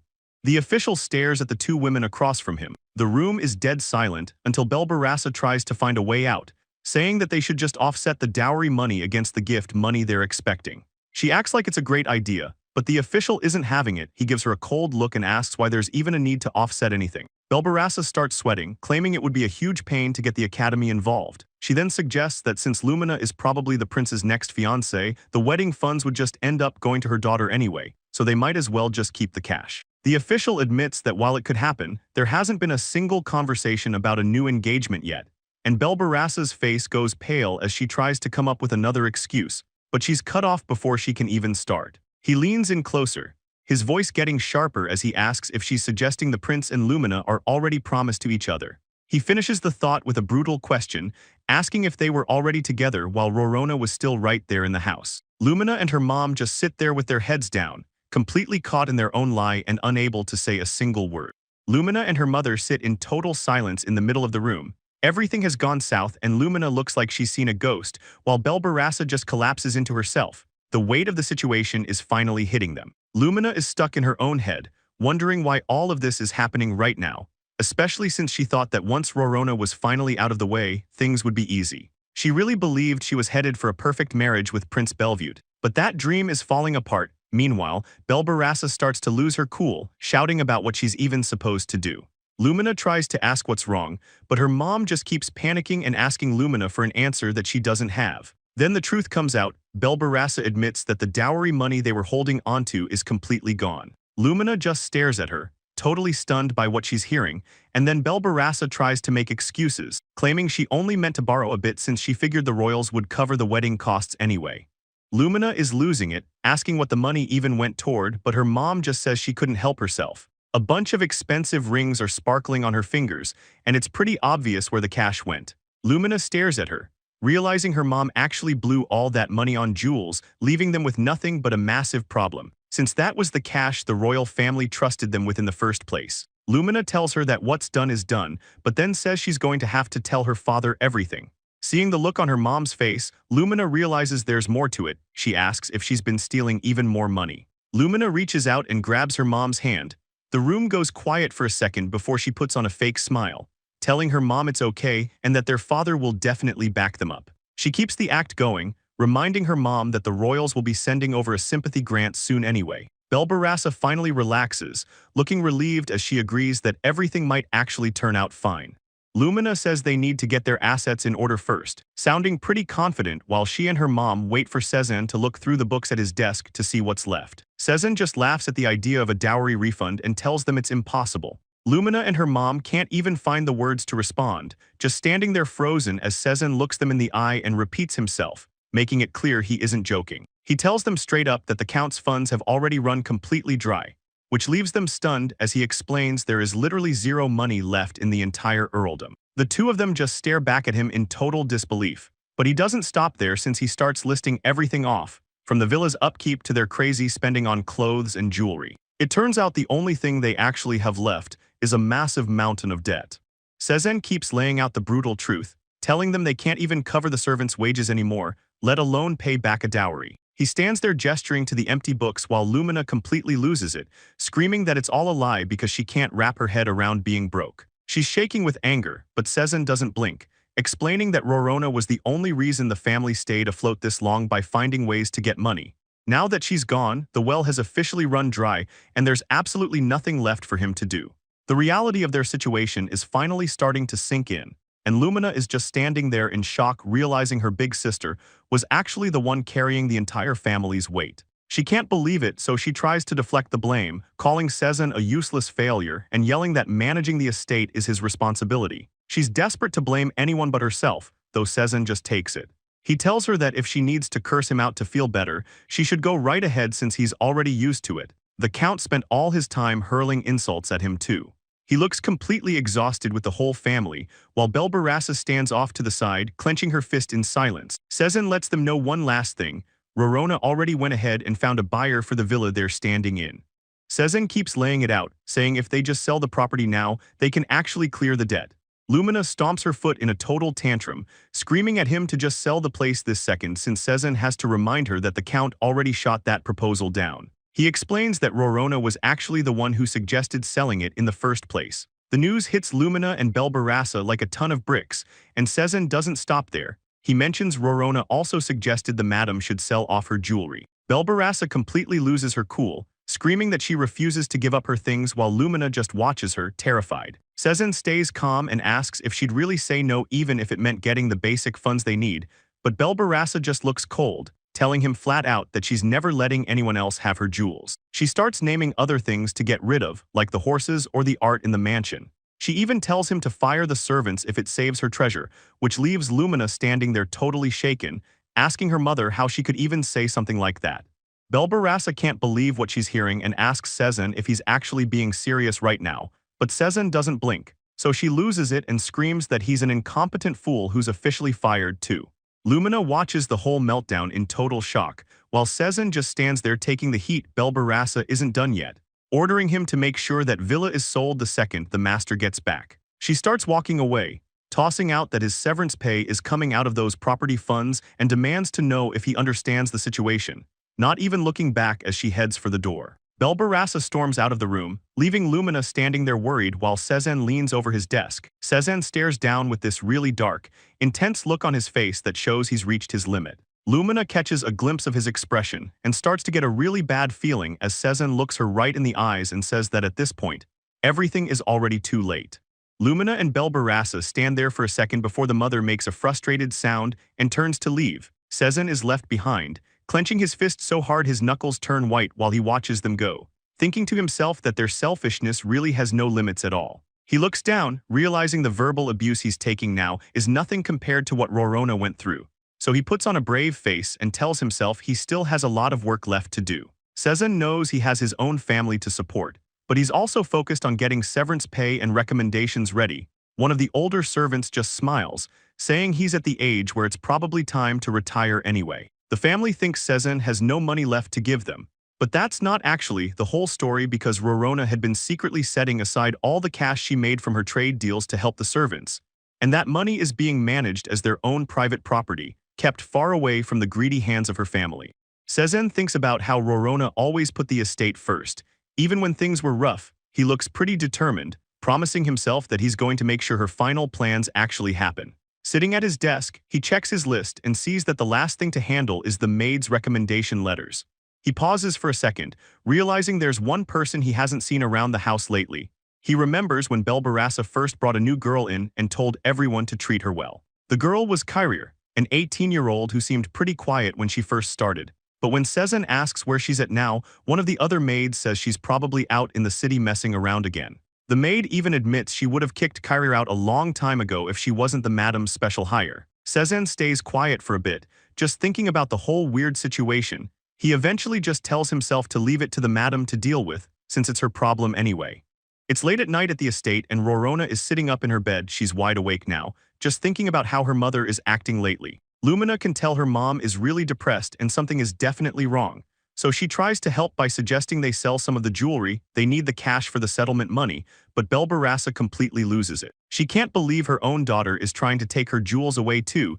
Then a sudden noise from downstairs catches Lumina's attention. She looks over, wondering what's happening until she spots someone at the door. She asks what's going on as a man in heavy boots steps into the hallway. The house staff all drop into deep bows as Count Luce finally walks through the front door. He looks completely drained. Up close, his eyes show he's exhausted and probably dealt with some heavy stuff, but Lumina's face just lights up. She's all smiles seeing him and calls out to her father, quickly running over to greet him. She tells him she's been waiting for him to get home, but he barely even looks at her.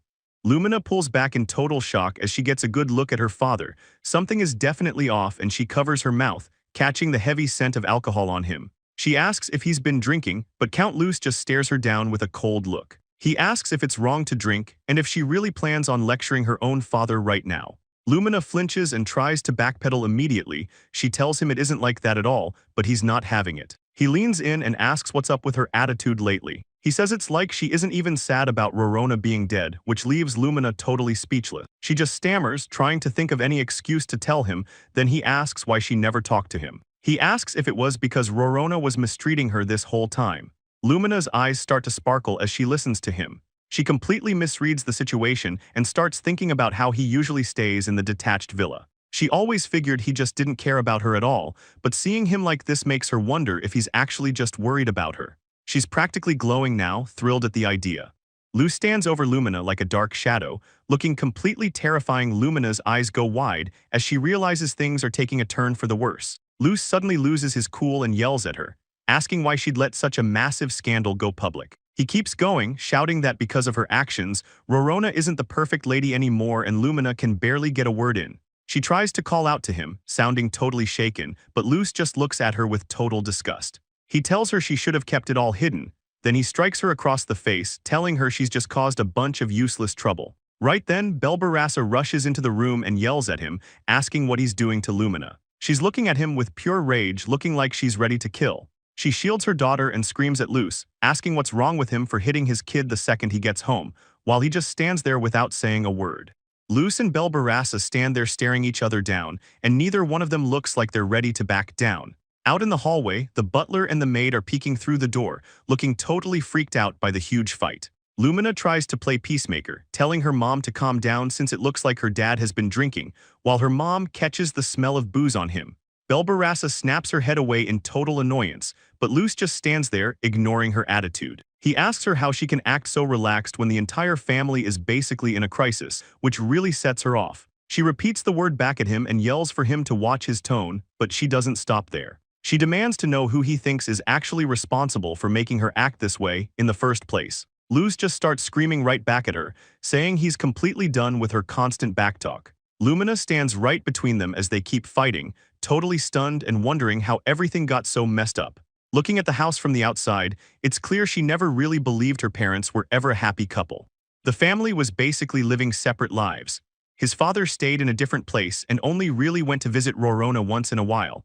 And looking back, Lumina always felt like the only reason her father didn't care about her was because of her sister. She grew up watching him be a happy, doting dad to Rona, and she was convinced that her sister being there was the only problem. It even got to the point where she started thinking that if Rona just disappeared, her father would finally have to look at her. Back in the present, she's practically begging her parents to stop fighting, yelling for her father and mother to just calm down. She tells them that what they really need right now is to actually talk things through instead of just screaming at each other. The two of them finally go quiet, both looking totally drained and sweaty from the blow-up. So Luce turns away and asks if the preparations for Rona's funeral are finally finished. Belbarassa tells him no and explains that Rona's body is actually still being kept over at the church because she was in such a bad state that they won't even let the family see her until she's presentable. Luce decides that the funeral stuff for Rona can just wait for now, and Belbarassa cuts in, telling him they have something way more important to talk about, but Luce just asks if she's bringing up money again. She doesn't even say anything back, just standing there with a look on her face. Luce smirks and asks if he hit a nerve, telling her that all she ever cares about is her dresses and jewelry, and he adds on that it's actually kind of impressive how she never gets bored of buying that stuff. Belbarassa tries to defend herself but then snaps back, pointing out that he's the one who gathered all those soldiers at the villa, and she reminds him that the estate is the one footed the bill for every single one of their meals. Luce completely loses his cool and yells at her to shut up. Then, he asks her what's so wrong with looking after people who are actually loyal to him, since to a commander, soldiers are everything. Belbarassa doesn't back down though, telling him right to his face that keeping an army is pointless now that things are peaceful. Luce looks like he's about to explode, asking Belbarassa if she's actually trying to insult him right now, and Lumina jumps in between them, begging them to stop and saying she'll be the one to apologize for her mom's big mouth and all the money she's spent. Belbarassa is totally confused, asking Lumina what the hell she's talking about, but the girl just keeps pleading with her mom to just chill out. Lumina is shaking as she watches them, wondering why everything is falling apart like this. The timing couldn't be worse for a family feud, and everyone knows the whole estate is literally on the edge of total ruin. Lumina's eyes well up as she tells herself she won't let this happen, desperately wishing for someone to help, so she turns away from the chaos to find another way out of this mess. She tracks down some staff and asks where the trustee is, explaining that she needs him to talk to her father about the finances right away. The maid looks pretty nervous as she explains that the guy actually bylaid and left the estate right before the count even got home.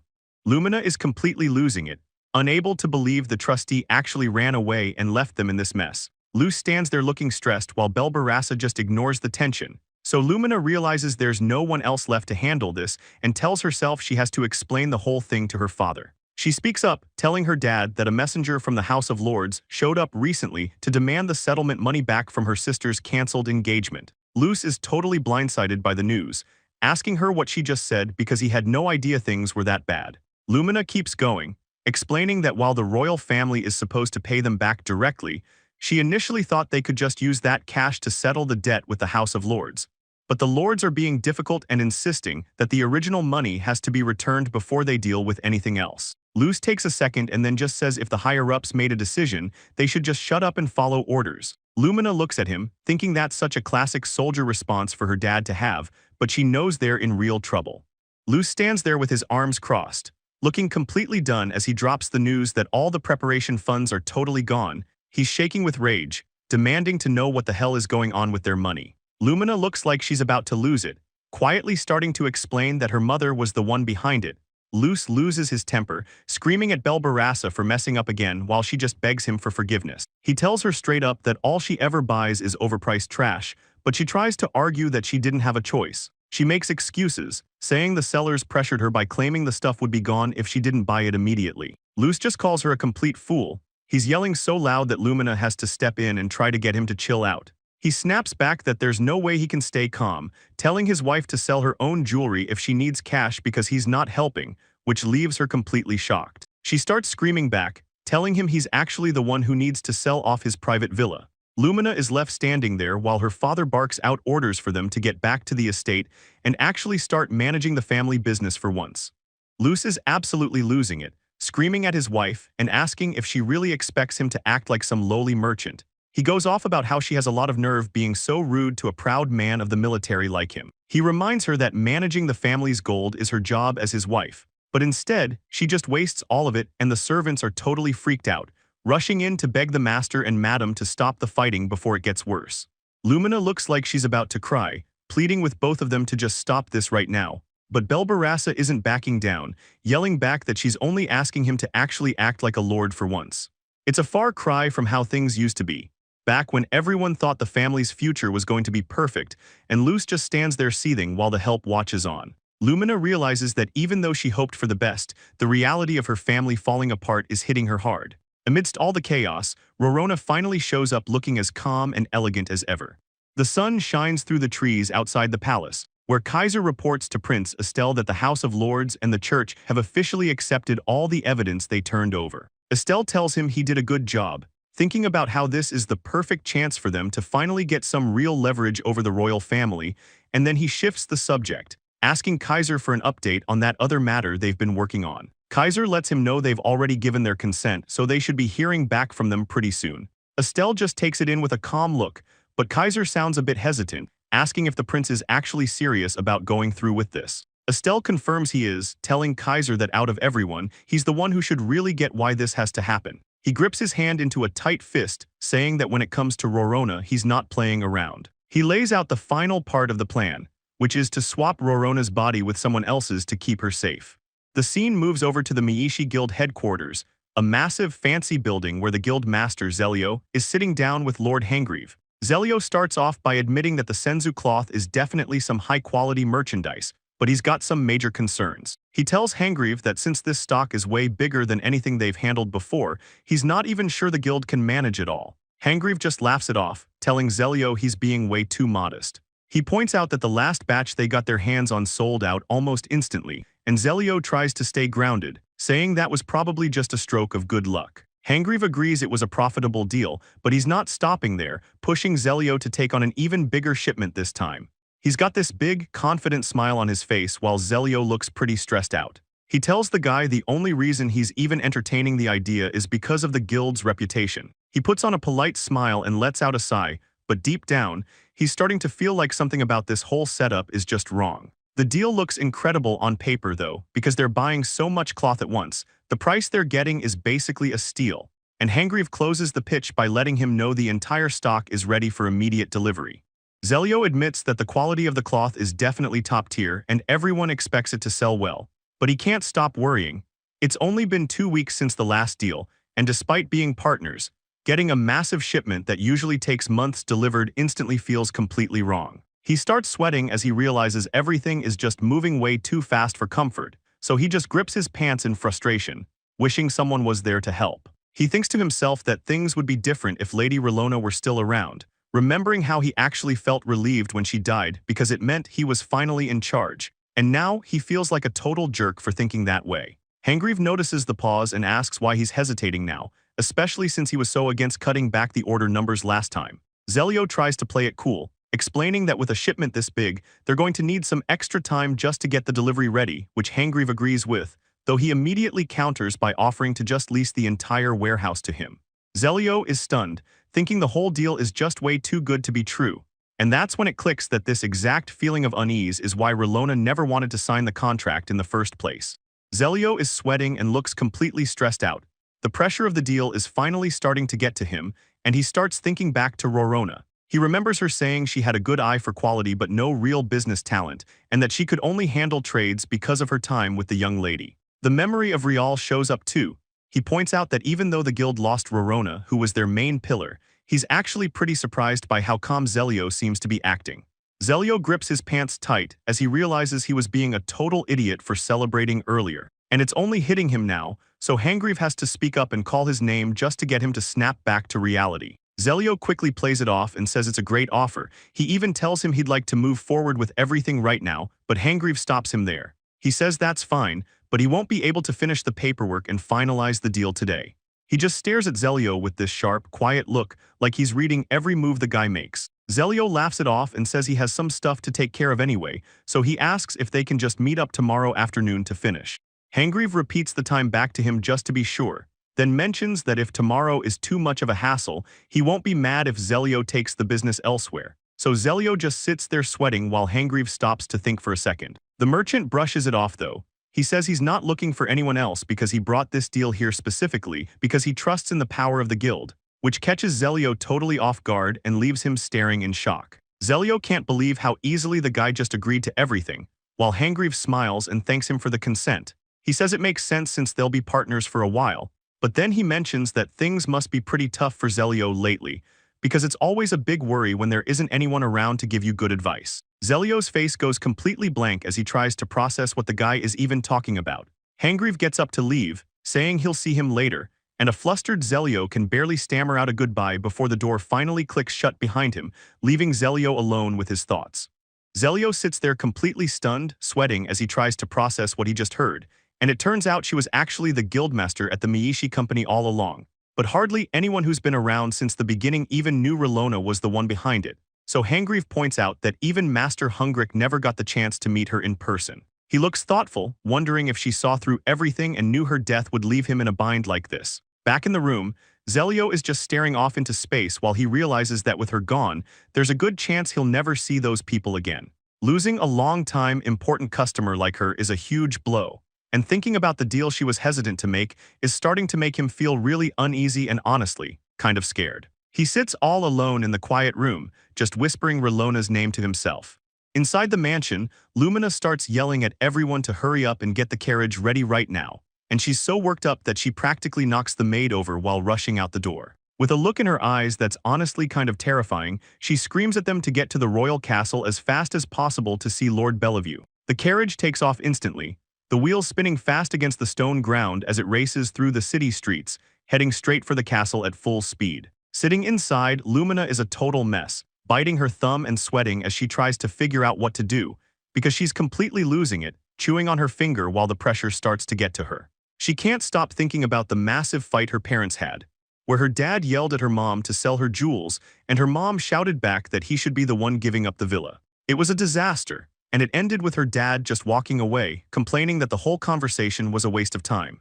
Back then, the maid told Lumina she looked way too pale and needed to go lie down, and all she could do was quietly agree. The sun is shining over the mansion roof as everything seems quiet outside. It's a peaceful-looking day from the street, but things are different inside. Lumina finally wakes up and realizes she slept way too long, her head is pounding, and she starts calling out for someone to come help her. Just then, a voice calls her name from the shadows as a face peeks through the door with a weird smile. Lumina jumps and asks if that's her mother. But suddenly Belbarassa grabs her arm hard and pulls her close. Belbarassa looks her right in the eyes and says she's the only one she can turn to for help now, and she starts talking about a friend of hers named Baron Gills, explaining that even though the guy is pretty old, he's got a huge fortune and a high social status to go with it. She mentions he's been feeling pretty lonely ever since he lost his wife a little while back, which makes Lumina completely freak out. She just stares in shock and says there's no way she's doing this. Belbarassa keeps pushing, telling Lumina that the Baron will definitely like her once they meet, and that he'll even provide financial support. She asks for an answer, but Lumina can only stare back with her heart racing in her chest. Pulling her into a tight hug, Belbarassa wears a creepy smile while asking her daughter to help her out. Lumina is shaking so hard she can barely breathe, letting out a small gasp as the weight of the request hits her. Belbarassa starts to step back, looking over her shoulder with a cold stare that makes Lumina completely spiral. She just stands there in shock, unable to believe what her mother is actually suggesting. The woman grabs Lumina's dress with her lace gloves, literally begging her to go along with the plan. She looks up with a desperate smile, telling the girl that if she does this, she won't have to lose her lifestyle or her things, but Lumina's lip starts to tremble as she finally realizes where her mother's priorities are. Through her tears, she asks her mother if those jewels are really more important to her than her own daughter. Belbarassa stays quiet, just looking down at the floor with a dark look on her face. She suddenly puts on a fake smile and says Lumina's name, but it's not working anymore. Lumina loses it and tells her mother not to come anywhere near her before sprinting out of the room. Sitting alone and shaking, Lumina's mind starts racing. All she can think about is how much she needs to see Lord Bellevue. She just wants to be in his arms and is totally convinced that he's the only one who can save her now. The girl keeps replaying everything in her head, thinking about the time he told her that he actually loved her, and how he promised her that they were going to get married. She holds onto the memory of him swearing to make her his queen, using it to block out the mess her life has become. At this point, she doesn't give a damn about her mom or her dad. She doesn't even care if their whole house goes bankrupt, because in her mind, she's still going to marry into the royal family and leave all this behind. Lumina keeps spiraling, telling herself that Bellevue is the only person she's ever really wanted since the start. She's obsessed with the fact that she's the one who finally managed to steal him away from Rona. Getting more desperate, she tells Bellevue to just wait for her because she's on her way to him right now. But a sudden, loud bang at the door cuts her off and sends her jumping back in a total panic. She lets out a scream, frantically yelling to find out what's going on or what's holding the door shut. While all that drama is going down at the house and Lumina is trying to make her escape, Sesan is across town finishing up some business, looking over a stack of papers and confirming that every single debt has been paid off. He looks completely drained, saying it was a crazy amount of money to move, but he's just relieved they settled it all in one day. As he walks down the street, he tells himself he's done everything he can to handle things for Lady Rona. But then, the story shifts back to what happened the night before at the main estate.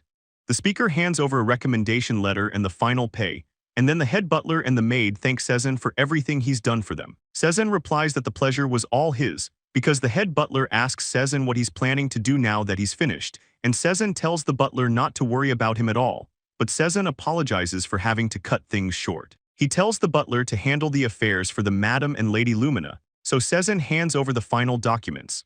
The butler promises he'll definitely take charge of everything from here. As it turns out, every last bit of the money Lady Rona left behind is officially gone. Sesan thinks to himself that his job is finally over, but then realizes it's not quite done yet. He looks at a letter and says to himself that he'll be coming for Lady Rona very soon, and the letter from the church says they've finished processing Rona's remains and need him to come pick them up. The narrator points out that the Count's family only cares about their own immediate desires, showing Sesan holding a letter while thinking there's no way he can bring Rona back to people like that.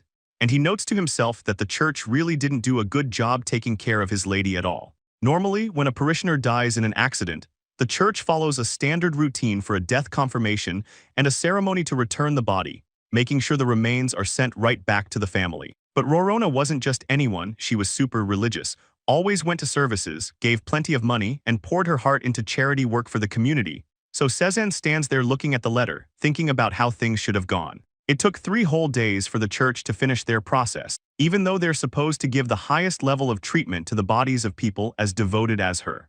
Sesan snaps out of it, thinking he doesn't have time to just stand around. He starts moving since he needs to reach that promised spot as fast as possible. He's looking pretty focused when a voice calls out to him, saying they were just looking for Lord Shazam. Sesan stops in his tracks as the postman on horseback tips his hat and explains he was heading to the Count's place with some express mail, but he hands a letter over right there, saying his job is done and heading off. Sesan is totally caught off guard and he stares at the envelope, wondering who could possibly be sending something specifically to him.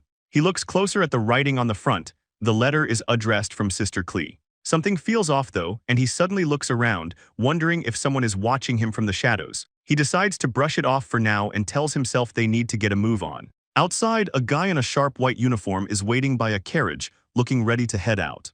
Belbarassa spots the prince and can't believe he made it so fast after only getting the news this morning. Prince Bellevue doesn't waste any time and immediately asks how Lumina is doing since Belbarassa looks completely devastated, struggling to find the right words to explain the situation, and the prince just stands there looking tense, waiting for her to finally say something as he asks if Lumina's life is at least out of danger. Belbarassa tells him she's going to live, but it doesn't change how badly she was hurt, leaving Bellevue looking frustrated because this whole situation makes it a lot harder for him to bring up anything about money now, and he knows he's in a spot where he can't actually afford the settlement or alimony for breaking things off with Rona using his own cash. It's a pretty pathetic look for a crown prince to be this broke, but he starts coming up with a plan, so he decides to frame this visit to Lumina as a massive favor to the Count, thinking that if he tells them he wants to officially take Lumina, his secret lover, as his new fiancé, the Count might actually be cool about it and lower the amount of money he has to pay back.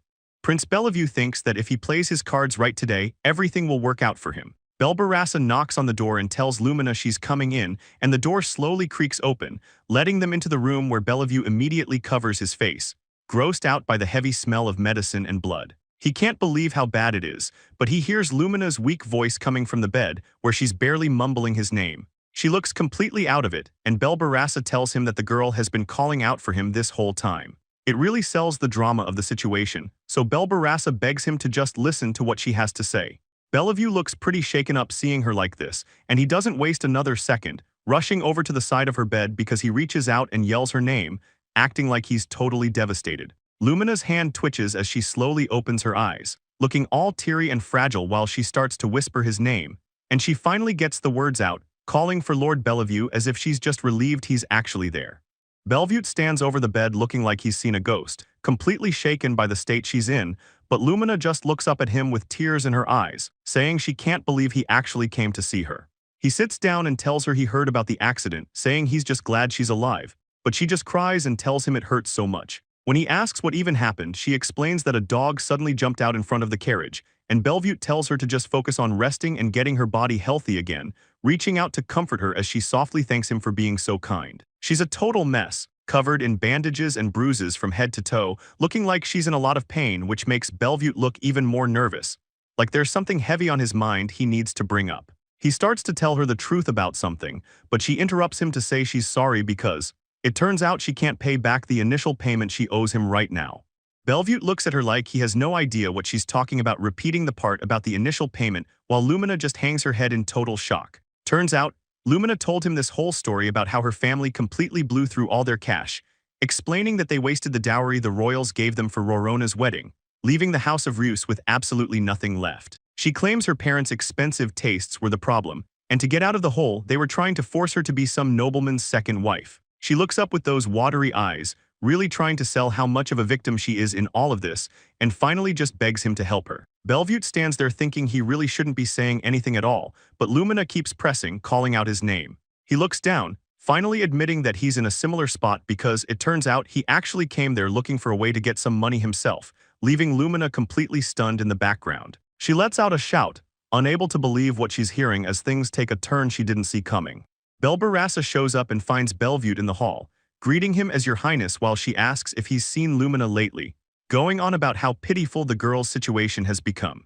Bellevue tells her he has, but mentions he was told her condition wasn't actually life-threatening, though Belbarassa quickly points out that for a noble lady, having scars like that means her social life is basically over. He looks pretty down as he admits she's probably right, which is when Belbarassa starts begging him, acting like she's speaking as someone who cares deeply for Lumina's well-being. She finally drops the question, asking if he could provide the funds to pay for Lumina's medical treatment. Bellevue is totally caught off guard by the request, but she keeps going, saying it's embarrassing to admit, claiming that between Rona's funeral and all their other expenses, their family's finances are stretched thin.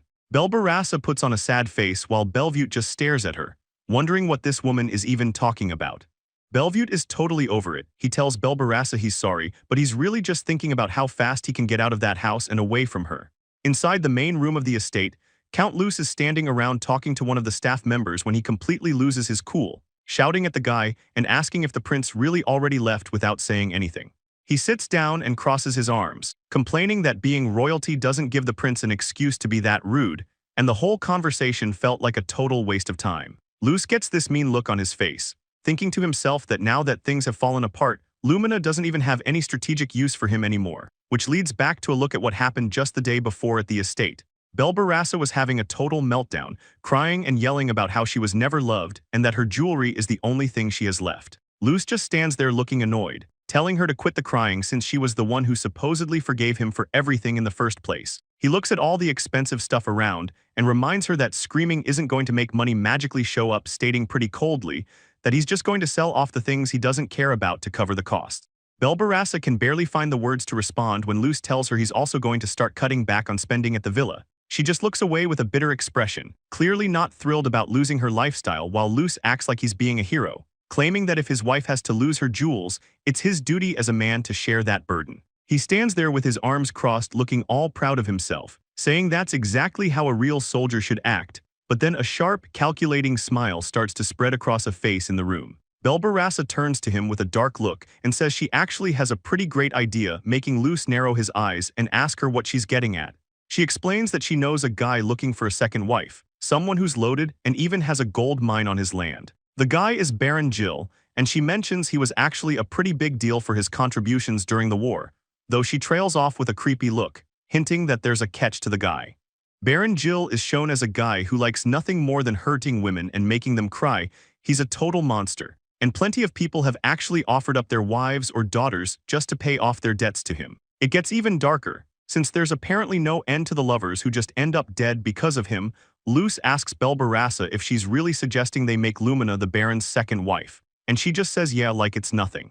Luce is so pumped he shouts her name and pulls her in close, lifting her up in the air while laughing about what a magnificent idea she just had. He admits he thought finding a match for her would be a total pain because of all the drama with Rona, but this solves everything, claiming the Baron will be easy on her once he realizes she's his daughter, since the guy isn't actually an ogre. Belbarassa looks at him and asks what's going to happen to the family heir if they go through with this. She gets this creepy, dark look on her face and just suggests that they can always have more children. Luce starts thinking about what would happen if Lumina died shortly after getting married, calculating how he could play the part of a sad father who lost both of his daughters. He even figures he could just have more kids once everyone is done feeling sorry for him. But he sits there looking annoyed, thinking about how Lumina's accident yesterday totally wrecked those plans. He taps his finger, frustrated that she's seen as damaged goods now and that the prince bylaid so fast, leaving him wishing that Lumina had just ended up dead like Rona did instead of being a burden. He's actually mad because he missed his chance to look like a victim, but suddenly, a servant slams the doors open, yelling at the top of his lungs that there's a massive emergency. Luce stands up and asks what all the noise is about while the guy catches his breath, revealing Sesan has shown up with a whole group of soldiers from the House of Lords. Luce's face goes totally pale as he hears the news. The servant yells that the soldiers aren't just there for a visit. They've actually come to arrest both the count and his wife right now, making things look pretty bad for the family. Meanwhile, over at the Meishi Guild building, Zelio is standing around holding a scroll of fabric while Hangrieve watches him. Hangrieve asks if he's finally made a choice about the Senzu cloth deal, and Zelio admits he's been stressing out over it since it's such a massive decision for his business. He laughs it off though, saying that the amount of money they could make from this is just too big to ignore. Hangreave agrees but reminds him that the huge profit only happens if he can actually find a way to sell all of it, but then he shifts the mood, telling Lord Hungrick that he was honestly pretty surprised by how things turned out. Suddenly, Zelio completely loses his cool and points at the material, yelling that this stuff isn't Senzu fabric at all. He explains that trying to move the raw materials for this stuff, or selling it, is strictly against the law and treated as contraband, because it turns out this is actually Lari's fabric, a high-end material that is only ever produced within the Stella Empire. Hangreave is stunned that his secret got out and asks if Zelio actually investigated the fabric. Zelio just holds the scroll and says it was all just a total coincidence, leading into the explanation that some person who saw the cloth actually warned him about what he was holding. It turns out the plan was to take high-end white Lari's fabric with that gold-like shine and dye it brown to sneak it past the authorities, keeping the truth hidden. Hangreave gets a smug look on his face and reminds Zelio that it doesn't matter because the transaction is already finished. Zelio stares off, knowing he's backed into a corner since playing dumb won't save him from being punished for having contraband. He clenches his fist tight and tells Hangreave that he's fully prepared to deal with the consequences of his actions, but then he reveals that he already went out and bought back every single piece of that cloth he sold to his customers earlier. Luckily for him, the buyers had just thrown the rolls into storage instead of using them, making it easy to get them all back, which completely catches Hangreave off guard. He's absolutely floored by this move and can't even find the words to respond as his plan falls apart. Zelio starts to walk away, casually mentioning that he still hasn't given a final answer on whether he's actually taking the deal or not. Zelio points his finger and yells that his answer is a flat no. He's not taking the deal because this contract is basically a disaster waiting to happen for the Merchant Guild and the entire country. He gets up close and asks Hangreave what he's really trying to pull here, especially since he's smuggling out illegal goods and doing a complete hack job on the processing, which means there's no way Hangreave is getting out of this mess without taking a serious hit. Hangreave completely loses it and tells him to shut up, but he doesn't realize that the authorities are already there. A group of armored guards move in and block the exit, leaving Hangreave caught with nowhere to run. He just grinds his teeth and curses as they grab him. The guards start dragging him away, and he screams at Zelio for being a bastard and selling him out. Zelio just waves him off and says that's a pretty mean way to say it. He just told the House of Lords about the illegal deal. Zelio stands there with a dark look on his face, a mean smirk creeping up as he leans in and says he really thought that once that brat was out of the picture, Sesan would be a total pushover and so easy to manipulate. Sesan just stands there looking completely floored. He yells out, asking if Zelio is actually talking about the young lady, but Zelio just smirks behind his glasses and tells him he's wrong. He says it's a shame because the girl actually had her uses, and he never really thought she would end up dying in an accident like that. Later on, Sesan is sitting all by himself on the stone steps of the building looking totally crushed while an official bows to Zelio and thanks him for the tip. He's standing by a carriage and mentions how that merchant had been going around the country selling some really shady stuff. He tells him that based on the report, they're going to make sure the illegal goods are handled with a full criminal penalty. Sesan stays back and watches as Zelio walks off toward his carriage. Zelio realizes that most of his life savings are going to be wiped out just to pay off all his legal fines. He knows his reputation is trashed too. No one is going to trust a guy caught up in such shady business, but he still tries to convince himself that he at least kept his merchant pride in the end. Rona just stands there, watching him with that same calm and steady look she always has. Zelio looks completely broken and asks Rona if this is really the result she wanted. A single tear falls, a sad smile showing that even though things are over, there's some relief there. Later on, Sesan is walking down a dirt path with his bag packed, heading toward a new start when a guard stops him and says they've been expecting Mr. Shezem to show up. Kaiser greets them with a smile, while the masked man standing there asks who exactly he's supposed to be.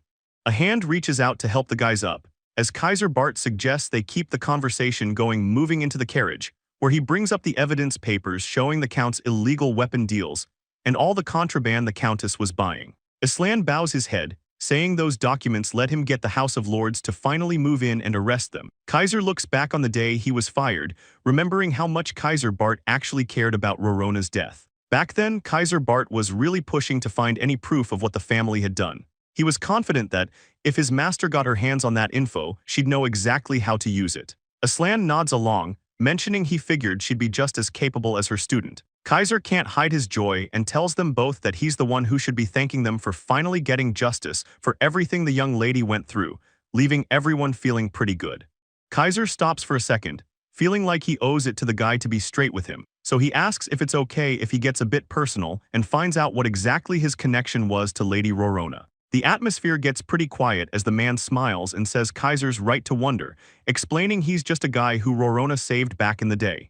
As he pulls off his mask to reveal his face, he officially introduces himself to the group as Estelle Stella. Kaiser completely loses it when he sees the black hair and red eyes, realizing he's standing right in front of royalty. He starts panicking and bows as low as he can, begging the prince to forgive him for being so casual. Estelle just tells him to relax and cut it out, saying that social status doesn't mean anything in this carriage. Kaiser just stares at him, totally stunned by how down-to-earth a member of the imperial family is being, while Estelle reaches out a hand to him in a gesture of friendship, showing he really means what he's saying. He looks Kaiser right in the eye and says they're basically comrades now, since they're both carrying the same weight in their hearts. Kaiser and Estelle shake on their new deal, officially becoming partners in this whole mess. Estelle says they need to move fast and go get Rorona right now. Kaiser and his buddy just nod, and the carriage pulls up to a huge white building that looks like a cathedral. They jump out, walking up to the massive stone walls where everything feels way too quiet and heavy.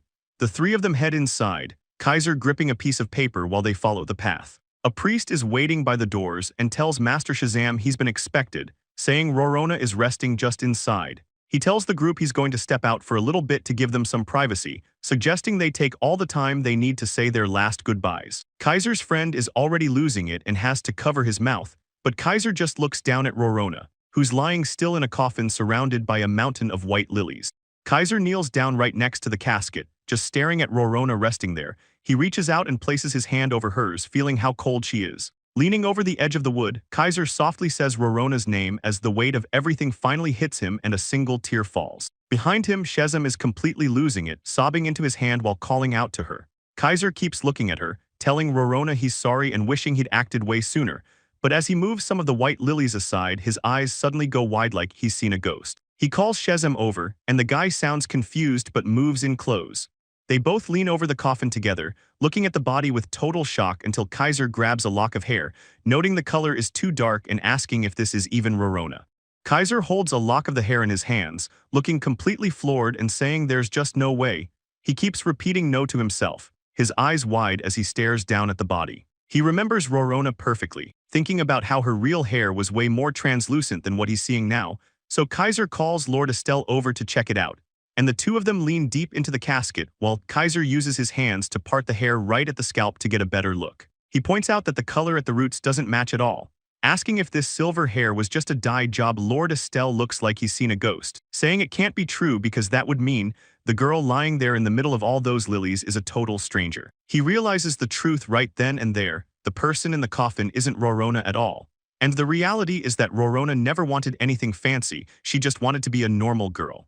The sun goes down over the massive church as things take a dark turn. Kaiser and Estelle stand there looking completely floored, staring at the body as Kaiser realizes the silver hair was just dyed over. It's a total shock because the girl lying among the flowers isn't Rorona at all. So Kaiser Bart keeps things moving by mentioning exactly where the body was supposed to be found, and he explains it was out on a highway near the edge of town, right by a small farming village where Kaiser freezes up.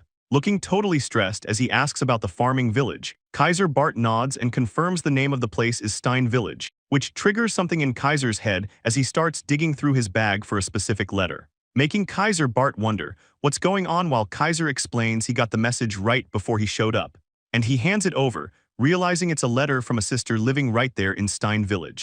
Turns out there's an orphanage located in Stein Village, and Rorona was the one spending her time there taking care of all the kids. Back with the guys, Kaiser Bart tells Shazam to just show him what's inside the letter. Shazam agrees right away, and as they read the contents, Estelle and the others look completely floored by what they find. The story jumps back to a few days before Rorona was told her engagement was being called off. She's seen letting out a quiet sigh while brushing her hair, looking pretty lonely as she sits at her vanity mirror in the middle of the night. Rorona tells herself there's no point in feeling down and that she really needs to pull it together, because if she doesn't keep working hard, the whole House of Reus is going to fall apart in a second. She knows the real reason she's feeling so stressed out. The big graduation ceremony at the academy is only a few days away. Rorona thinks about how she'll have to face the prince to give the farewell speech while he stands there giving her a response with those same cold eyes. She catches herself wondering when things went south and how this huge gap even started. It's not like she ever went looking for any real love from Bellevue, mostly because their engagement was something already decided for them. Even if being the future queen felt like a lot to handle, she felt like it was just her fate, and because of that she just went ahead and accepted it. Once the choice was made, she put in the work to make sure she wasn't a burden to anyone, really hoping they could at least manage to be like family. But instead, she has to watch the prince and Lumina acting all close and happy together. Rona stands there for a second, just trying to process everything, when Lumina suddenly blurts out that she's the one engaged to Lord Bellevue now. Rona snaps back, telling her to stop acting in a way that makes people get the wrong idea, but she tries to explain that Lumina is going to end up marrying someone else anyway, so Lumina cuts her off, telling her big sister to start acting with some actual modesty. She starts yelling that it doesn't matter how cold the prince is to Rona, she needs to stop making up lies and throwing out these fake accusations. Rona just stares back, her eyes wide from the shock of the verbal attack, before turning to the prince and reminding him that as the future king, he needs to rethink this. She begs him to think about what's best for Lumina's future and her sister's life going forward. Rona's eyes sharpen as she watches the two of them, the weight of the situation finally hitting home. She stands there completely alone while the prince and Lumina just walk away together like she doesn't even exist. She thinks back to how much she really trusted them, or at least how much she wanted to believe they were good people, convinced there was just no way the two people closest to her would ever go behind her back and betray her like this. Back in her room, she sets her hairbrush down and admits to herself that trying to talk to her father would be a total waste of time. Because even though he's a kind man, he's definitely not on her side, and saying the wrong thing would just cause a massive, unnecessary scene. With nowhere left to turn, Rona just hides her face in her hands, totally crushed by everything.